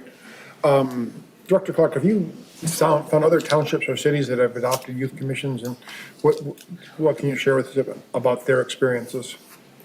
Well, I'm honored enough to have a member of the City of Jackson here from the Diversity, Equity, Inclusivity Department through the Human Resource Commission, just checking. Okay, I will bring Ms. Katima up here in a second. Reached out to both East Lansing and City of Jackson, right, nearby neighbors, to try to get an understanding of how they've created and formalized their youth commissions. They seem to be advisory youth commissions where the board or a appointed commission will send either a subject to the youth commission to review and then give some sort of formal report memo, some sort of comment presentation. In both instances, the youth commissions are required to do an annual report to the board at a commission meeting or at some other separate time. I do believe that both quorums range in between 9 to 12 members. They have had a little bit of issue trying to keep that full 9, so that's why we kind of suggested the 7. Youth aged 14 to 19, I do believe the City of Jackson just changed theirs to allow for 13-year-olds. And because it was a little bit difficult for them to get participation the first year, they did open it up to any student in Jackson County that was interested in serving on the city's youth commission. Katima, I don't know if I'm not gonna put you on the spot if you don't want to speak. But she's been very helpful in helping us pull together a lot of those facts and figures. Jackson has wards, so they are separated in the community by 6 wards, and they were hoping that they could get 2 youth members of each ward to represent, because their trustees, their council members are not at large like you all. I think they're in every capacity advisory. The larger communities like Wayne County, Grand Rapids have 21 members. They're all separated onto smaller subcommittees that have actionable results based off of different commissions. So the larger our community, probably the more interest, as well as these commissions do provide some sort of credit, giving them volunteer hours. I think with the City of Jackson, since Lumen Christi is outside of the city limits, but within the parameters, Lumen Christi has a requirement for volunteer hours. So there are certain students that look to this commission as like, this is the way that I'm going to meet my expectations and exceed them by being able to participate in the community. So it is possible, I think, with our neighbor city, East Lansing. They have several growing topics that they want the community's youth to speak on. They had, I think, some tension during COVID-19 with their police department and the community. So I think that was their actionable way of creating some pathway and connectivity between the 2 organizations. That's what I have for research for these right now. Thank you. Thank you. Yeah, so I'm excited at the notion of doing something like this. You know, high school age Scott would have killed for for a youth commission in my town. I'll tell you what. And while I may not be anymore the young buck on the board, I do appreciate our 2 new members who are you know, fit that description. I think that where I could see a lot of possibility for a commission like this is engagement with some of the events that we do in our township already, and also looking at ways to expand those events to be more to include more and you know, have more volume of them as well. You know, we already have things like Teen Night on Celebrate Meridian. We have lots of other high school age activities and events that that, you know, the Parks Director Wazinski may, you know, wish to come to the commission and get their input on. Certainly, if volunteerism and activism is something that the Youth Commission would want to get involved in, you know, working with the Environmental Commission, right? Finding out, you know, I'm sure that if you told, you know, Bill McConnell and the rest of the Environmental Commission, hey, we've got a number of, you know, we've got a youth commission who's excited about, you know, getting involved and getting out there and, you know, doing this work, you know, give them to Emma Campbell. Yeah. And she would, you know, find lots of good stuff for this commission to assist with. And I think the other thing that, you know, we're sort of, I think we take for granted because we sit up here and we do this all the time is, you know, there is learning the process of how government functions, right? What does it mean to be a part of a formal meeting? You know, we all got copies of Robert's Rules of Order, right? I'm not expecting everyone on the Youth Commission to read all of that necessarily, but to put yourself in a professional setting, it gives you some of that on the job experience, so that, you know, if a member of this commission is interested in running for office one day, that it's not going to be such an unattainable thing. I think there's definitely some value in that.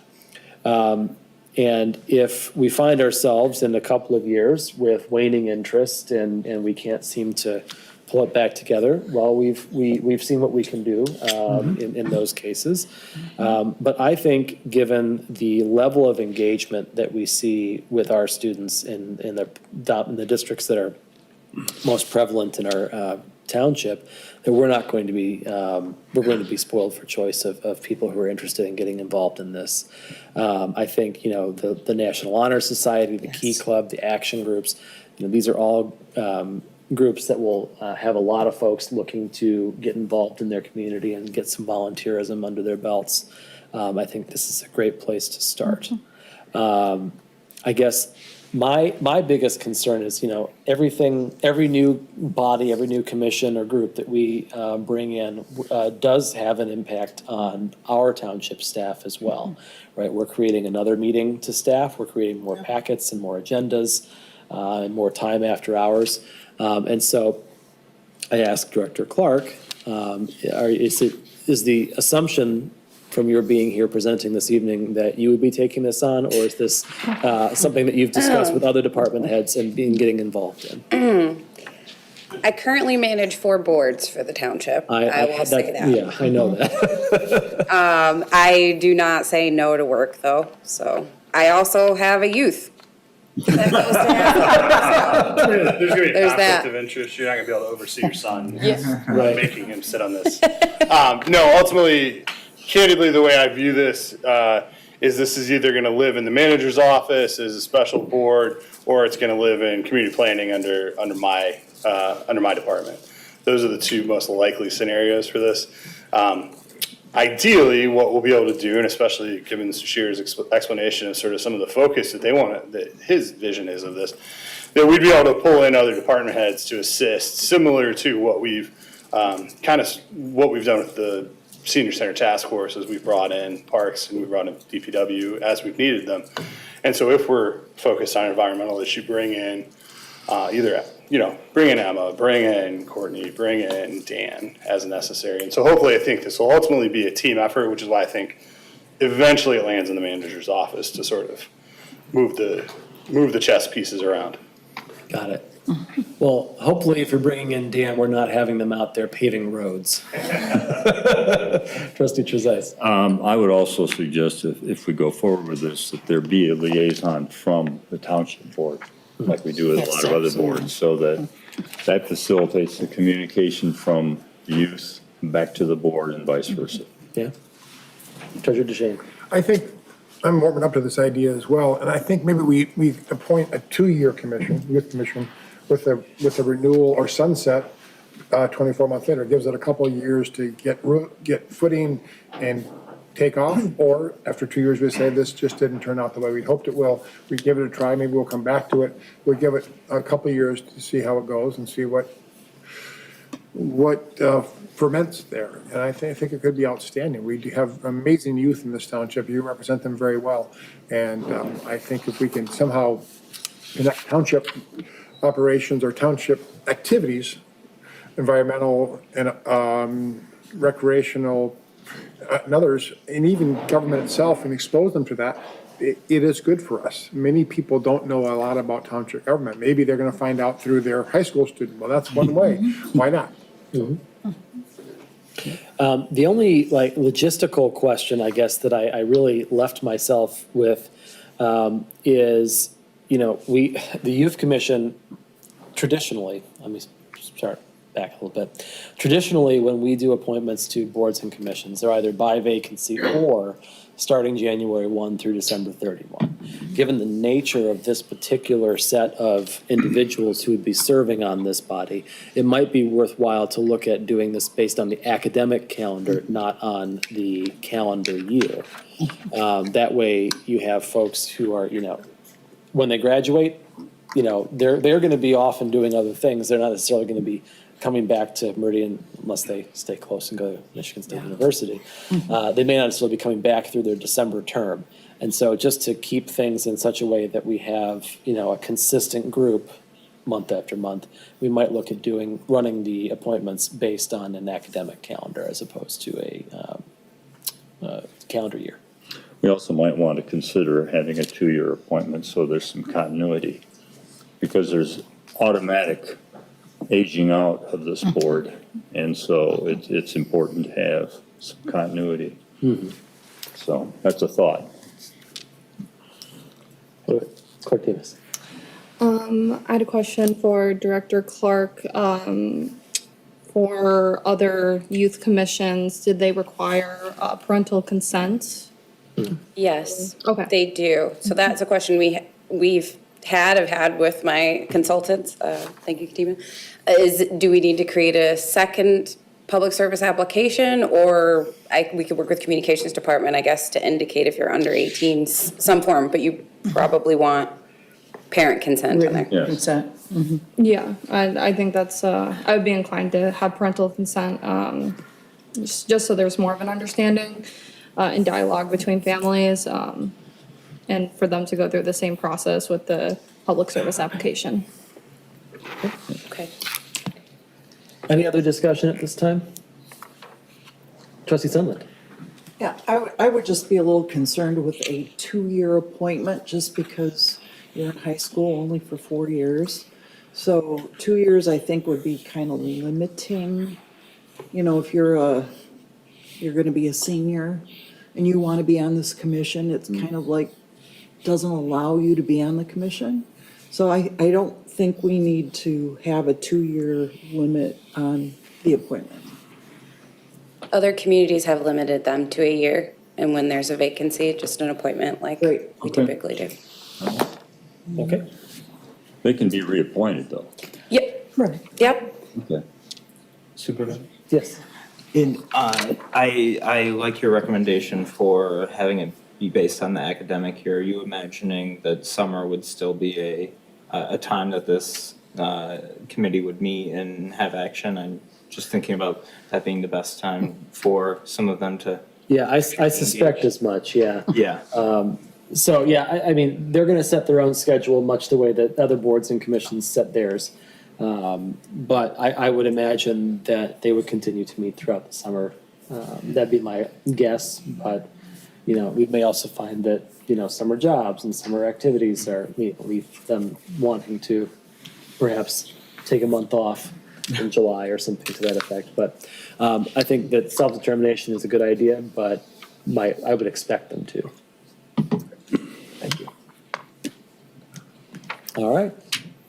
Okay, well, I think I have enough direction. We'll be bringing this back for action with an ordinance. I will include some language in the resolution about a board liaison sunsetting in 2 years and setting it as an academic calendar, so from August to July. Okay. Thank you. Thank you. Well, for including summer, so like, does August start over the new year, or? Maybe it's September to August. Okay. I know that school starts in August, but that gives folks a week or two to gather themselves and decide if this is something they want to do. Sure. And maybe they can meet in August, and that'll, you know, be a good jumping off point. Absolutely.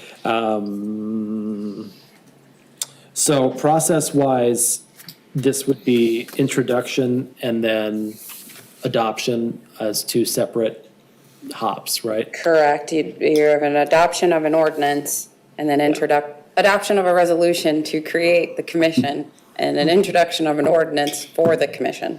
That seems to be the way you've done it in the past. Okay, got it. And then the liaison would work similar to how we do liaisons for environmental commission and ZBA, or not. So in some cases, we are a sitting member, and that's not what we're talking about, right? This is just liaison to attend and listen and report, not to actually be. So it'll be a non-voting member, is that what Right. you're saying? Okay. Right. So not like the ZBA, like the other ones. Okay. Okay, yeah. We'll see you in January. See you in a month. Thank you. Thank you so much. Thank you. Thank you. Thank you. Next on our agenda, item 13D, appointment of supervisor pro tem. So this is from me. We are at that time of the year again where we appoint someone for next year. And so we can have this on for discussion and on for action next meeting. So there's no gaps. I brought this for discussion this evening. Thank you to Trustee Trezise for being our capable supervisor pro tem in 2024. Certainly appreciate that. And then for 2025, I am seeking to nominate Trustee Wilson to serve as supervisor pro tem. I don't have any planned absences at this time. Of course, illness can strike whenever when you've got a 3-year-old and a 6-year-old at home. But I would ask that the board please consider supporting Trustee Wilson for 2025. Any discussion on this at this time? Treasurer DeShane. I support your motion. I think Trustee Wilson will make an excellent supervisor pro tem. The problem with appointing someone, and not the problem, but the fact is it's an honorary role only because you are here at every meeting and you're always available. And I commend you for that. You are very much a full-time, part-time supervisor. And yet, when you cannot be here, I feel the Township Board will be led very well by having Trustee Wilson act in your place. Thank you very much. And I did tell Supervisor Jackson that I felt it was an honorary title too, and here we are, so. I don't intend to go anywhere, but you never know. I put it on my That's the resume. first thing I checked. All right, any further discussion? Trustee Lenz. It's only just to, have on the public record how much I appreciate Trustee Wilson's advice and, knowledge over the last couple of years of knowing each other. I think this is absolutely a good move for our township and, also for someone who plans on asking you plenty more questions and advice along the way. Thank you. All right. All right, then, I don't hear any more discussion, so we'll move on to agenda item 13E, a light topic to end on, our 2025 township goals. And for this, we bring back interim manager Tim Schmidt. Very light topic.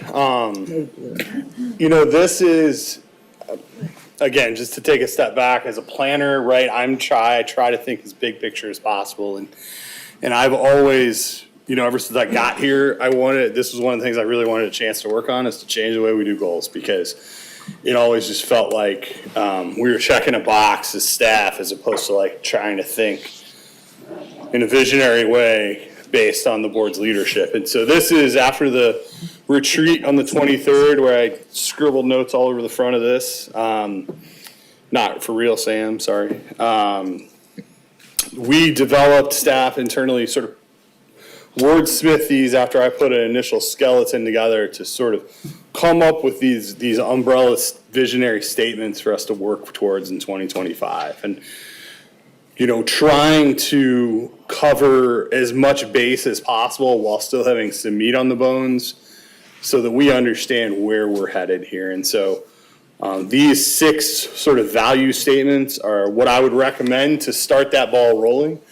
Again, I think what's going to happen here is the staff will provide you at some point in the near future sort of a roadmap of what we'll be working on for the year under these goals. And then as part of the budget cycle next year, the board can have a discussion with Mr. Dempsey as to how we want to tie future goal setting into the budget and whether we let this ride for a year or whether we go back at this again in 5-6 months leading into budget development. So this is where we're at. I'd be happy to discuss it. Have any questions, concerns? Now is the time. Thank you very much. So I'll just say at the outset that I appreciate your willingness to sum the lengthy discussion that we had on this topic at our retreat back in November. I think that the goals that are provided here are a pretty good distillation of the topics of conversation. I think there may yet be a little bit of wordsmithing I'd like to see as we sort of adopt these more formally. But I think we've got good ground to stand on. And so before I'll go ahead and open the floor for discussion here, and we'll see if there's any thoughts on that. Clerk Demas. Yeah, so I think that these goals are great. I would hope that there would be more emphasis on citizen outreach, especially when it comes to our listening sessions. And just from a clerk's perspective, it's important for us to provide as much needed information to people. So that requires reaching out to our residents. So I would just hope that that would be more detailed in our goals. Treasurer DeShane. I like the goals. Thank you for summarizing them for us. I think they're a little long, though. I think people will see this and will probably not read them all. I think one is, again, I think it's referring to our listening sessions we plan to do, to your point, Clerk Demas. But I see that more as just a function of government that we should do as good representatives of the government. It's just baked into what we're going to be doing as elected officials in the township. Two, the second, third, fourth, fifth, all have real sustainable action we're going to take proactively in the year ahead. So that would be my recommendation. Keep them as they are and consider removing one because it's just who we are and what we've done. We've already shown the community the past 2 years, we've done listening sessions. We have plans to do listening sessions in the coming year. I think it's redundant or it's a bit didactic to tell people that we're going to do listening sessions. We're going to do listening sessions, and I think that's given. Cut it down to 5, it's easier for people to read the 5 that are there. Otherwise, I think these are all commendable goals, and I look forward to implementing them in the year ahead. Thank you. I agree with you about having 5. I got there a different way. I got there by combining number 3 and number 6 because they both have to do with sustainable infrastructure. Yeah. Yeah, I like that too. And so I put those together as one. I sort of reworded to the communication goal to be a little more action focused. And so maybe, I'll tell you what I have and you can tell me if you think it's still, we can get rid of it. But tell our story better by enhancing communication through social media, homeowners associations, community-wide meetings, major events, and other mechanisms to better engage our diverse multicultural community.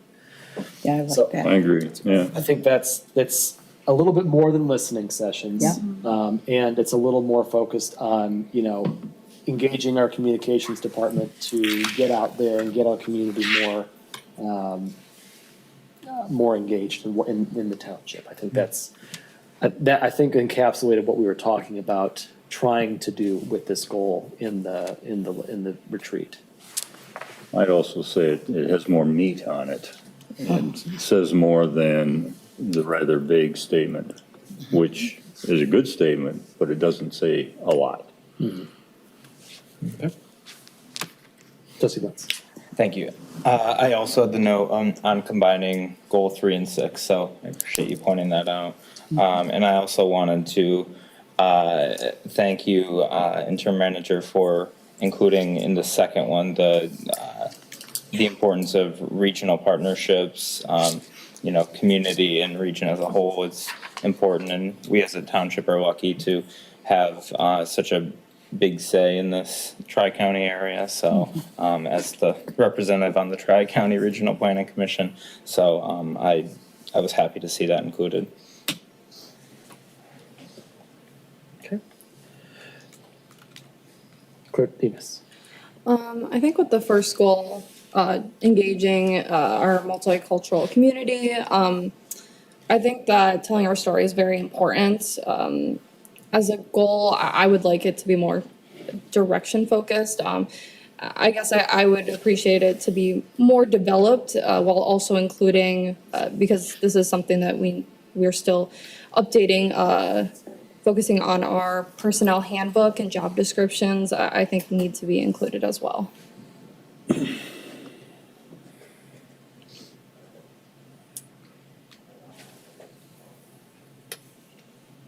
Other board members? Thoughts on? Yep. Trustee Wilson. Just to respond to you, Clerk Demas, the mechanism is the handbook and job descriptions. But that's usually not in the goal specifically. Rather, it's direction from a policy standpoint to direct our staff to do certain things like those, which absolutely need to be done. So I'm not sure that those words need to be incorporated here, and I'm a little concerned that they might not be fully executed in 2025. So that could be a challenge for us if we can't meet that goal. Yes. Mm-hmm. What I meant is it doesn't need to be specifically in the goals itself, but I would want language to reflect that. I think with us taking out DEI, for example, I think that was a reflection of updating our personnel handbook. And when you take out some words such as that, it can give off the impression that that's not what we're focusing on. Okay. Yeah, I think it's also worthwhile to note that traditionally what we've seen is once the board sets the goals, the staff will bring essentially their action items to achieve these goals. And this part of what you're describing is this discussion will help to, inform the intent of the goals that we pass. Certainly, as we discussed on the 23rd, it was not our intent to eliminate DEI as a focus of the action, but instead to incorporate it more into our story and into the way we just do business. And while acknowledging that it is still an important thing to consider. Yeah.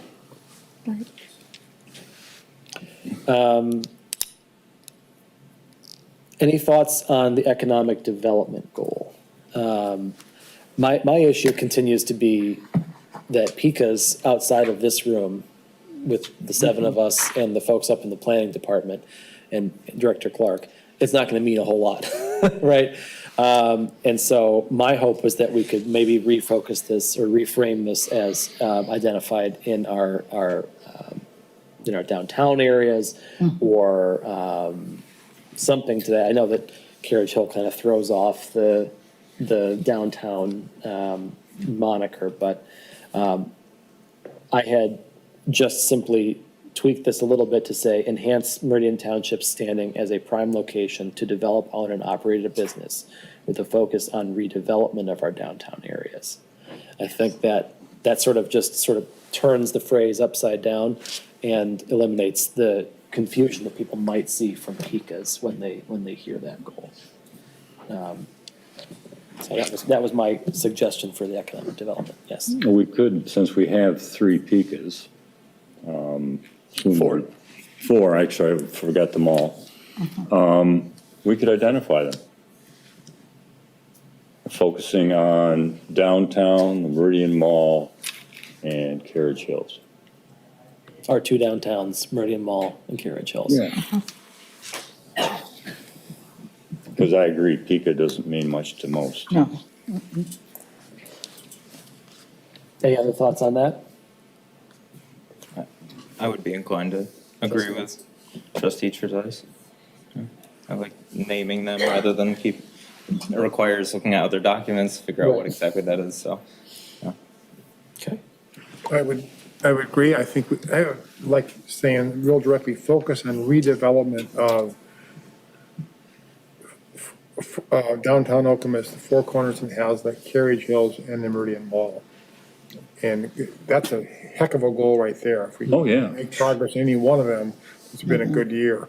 So, and I think to say enhance our standing as a prime location to develop and own and operate a business, again, we will prove that by our actions rather than state it as a fact. It's not a fact yet because we don't have enough businesses to represent that. It certainly has been a goal of this board, and we're doing our best to become prime location, but we're not there yet. So for those areas. Yes. In those areas, yeah. Right. Certainly, plenty of good businesses that we're proud to have, and I think the longstanding relationship we've had with a number of those do show that we are a good place to develop. But I agree that specifically in those 4 areas, we can better demonstrate that through the redevelopment in those areas. Yeah. Any thoughts on the senior community center goal? This to me was pretty prescriptive. If we're happy with take action in spring and construct by late fall, then I'm happy with it. We can make it more values-based, but this is perhaps our most concrete of the action item goals. So if we're happy with it, then we can move on from that. And it's prescriptive because of time deadlines. Yes. for That's right. grant Not monies. only, this is perhaps one of our more achievable goals Yes. because we have to, Right. or else we won't. That's right. We must or else we can't, yes. Regarding number 6, are we referring here to township aging infrastructure, public works? Yeah. I think we should state that, maybe saying continued replacement or rehabilitation of township infrastructure essential to the community. Well, we're combining. Sorry, say that one more time, if you would. I would, change it to invest and plan for sustainable continued replacement of township infrastructure that is essential to the community. Our public works areas are essential to the community. Public buildings are essential, or they wouldn't have been built. Our police headquarters, our fire station, all need some attention this year, and all are essential facilities. So my combining of it, I think if I can marry it with what you're saying, Treasurer DeShane, I was going to say this is incorporating 3 and 6 together. Implement environmentally friendly and sustainable policies for public and private partnerships throughout the township and, your part, address township infrastructure essential to our community. That's fine. That way we. I think of a better word than Nice address, maybe address is the right word, I don't know. Shouldn't the word aging be in there? Because we plan to implement this based on age and where the need is most greatly identified. Just a thought. I'm honestly okay without it, because if there's something that fails that is not We have to do it noticed, anyway. we gotta do it, so. Sorry, not old enough to replace it. Right. I'm okay with excluding aging for that reason, I guess. Although we do acknowledge that there is some aging infrastructure that needs to be addressed. Too much. So I think we've touched on all of them. I know that we're on camera here, so perhaps Mr. Schmidt can take back what we've discussed and Absolutely. see that back in January. Yep, we'll have it back for, hopefully for adoption. All right. Thank you. Thank you, everyone. Thank you. Thank you. Next up on our agenda is comments from the public, item 14. I did receive one additional green card after the initial round. Mr. Taylor, Roger Taylor, would you please join us at the podium? We've got 3 minutes. Getting rigor mortis, sitting down so long. I want to congratulate you all for your positions being elected, and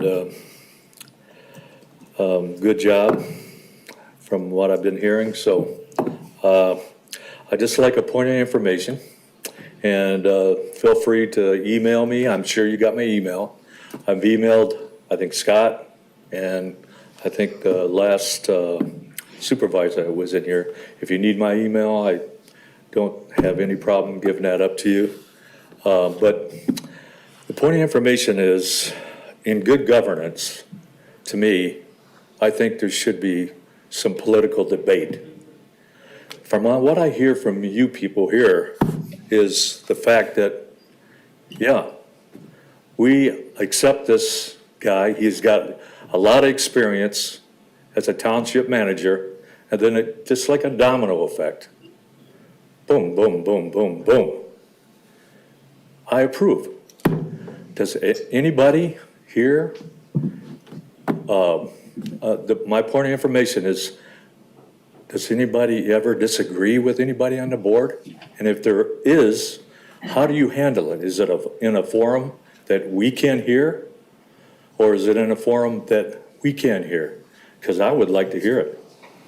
Because I have much more respect from somebody that will, I hate to say this, but The Road to Abilene, I don't know if you saw that movie. It's just a little blurb that I had in my debating class that, hey, I'm going to Abilene, you want to go? Yeah, I want to go. So it's just like what I said before. It's a domino effect. You approve, I approve. Yes, I approve. I would definitely look at anybody in this board here, and if they said, well, wait a minute, I thought this other guy was pretty good too. I mean, you said you had 2 other guys. Not wasn't mentioned about those guys too much, but you got a lot of devotion from the guy that did a job for a long time. So I'd like to give him a hand for that. But let me just tell you that I've been on jury duty, I've been in labor relations, I'm retired now, and all I could say is no matter how good you are, you can always make a mistake. And I hate to bring this up, but you say this guy has a lot of experience, but so did the last manager that was here. And where is he now? If you'd like to make a comment now, I'd appreciate it, or you can email me. I'm all done. Thank you very much. Any other members of the public wishing to speak? That's fine, yep. So, my name is Paul Hamby. I'm the owner of the I Heart Mac and Cheese. I just kind of wondered if there was any questions. It just kind of was blown right over. So I thought, if you had any questions, I'd be more than happy to answer them. I can understand the growth of Meridian Township. That's kind of, I'm a nurse at Sparrow. Been doing it for 22 years, fellow Rotarian. But I just kind of thought, hey, instead of just kind of getting blown over, have any questions I could answer. Okay. So that's why I wanted to at least say something. Thank you. Unfortunately, we're not at that discussion item at this time. It will be back in front of us on January 7th. Oh, okay. You're welcome to come back and speak. Oh, sweet, that'd be great. Yeah. Thank you. Thank you. Other members of the public who wish to speak? Mr. Schmidt. If you'll indulge me for just a second, I just want to thank the board for the opportunity you've given me over the last 8 months. This was quite the challenge, and I certainly have given everything I can to this community and to the staff, both M-Team and general leadership. Thank you. I wouldn't have been able to do this without you guys, so I appreciate it very much. Thank you. Thank you. Chief Hamill.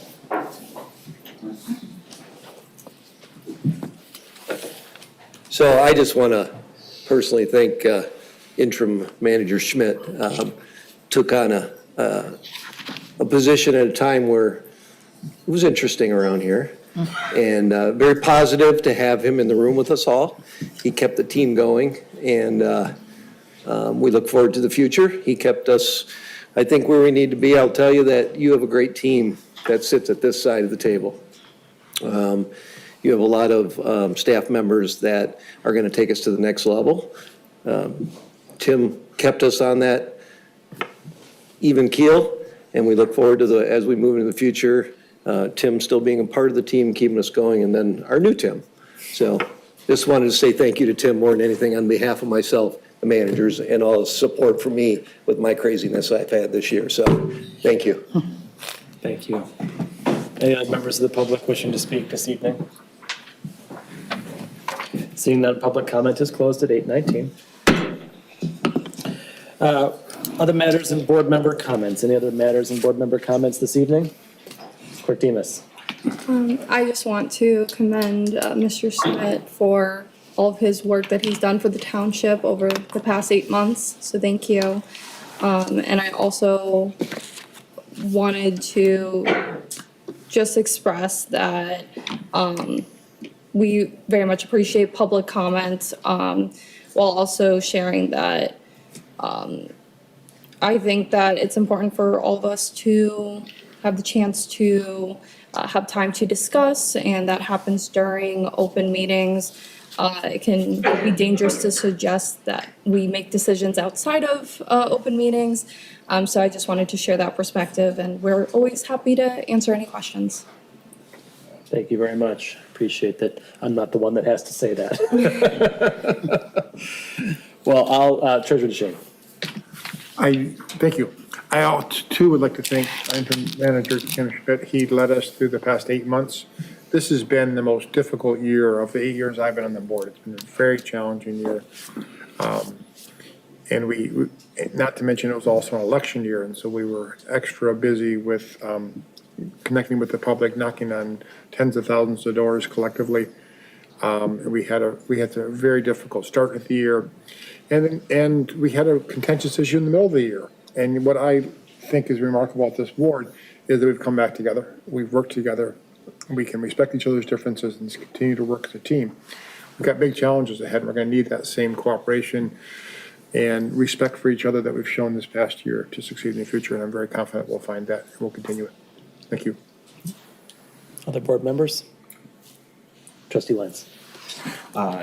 Echoing the first sentiment of my fellow new board member, I want to thank everyone who has made joining this board easy, as easy as it can be. This is a great community, and reliance on the expertise of staff is a big part of what makes us able to be effective and get out of here in less than 6 hours every other week. Especially for you, Mr. Schmidt, thank you for everything you've done. So, thank you. Well, I mean, not enough good stuff can be said about Tim Schmidt and the job that you've done helping us navigate an incredibly challenging time. It was new for me. It was new for you. I think we worked it out and we figured out a way forward, and along the way navigated a lot of very tricky issues. And so, at the end of the day, this is, the board oversees the manager, but it feels a lot more like a partnership than it does that kind of an employment relationship. And I'm very, very pleased to say we had an excellent partner in Tim Schmidt. And not enough good things can be said. I will say, if you think that this gets you out of the senior community center task force meetings, it does not.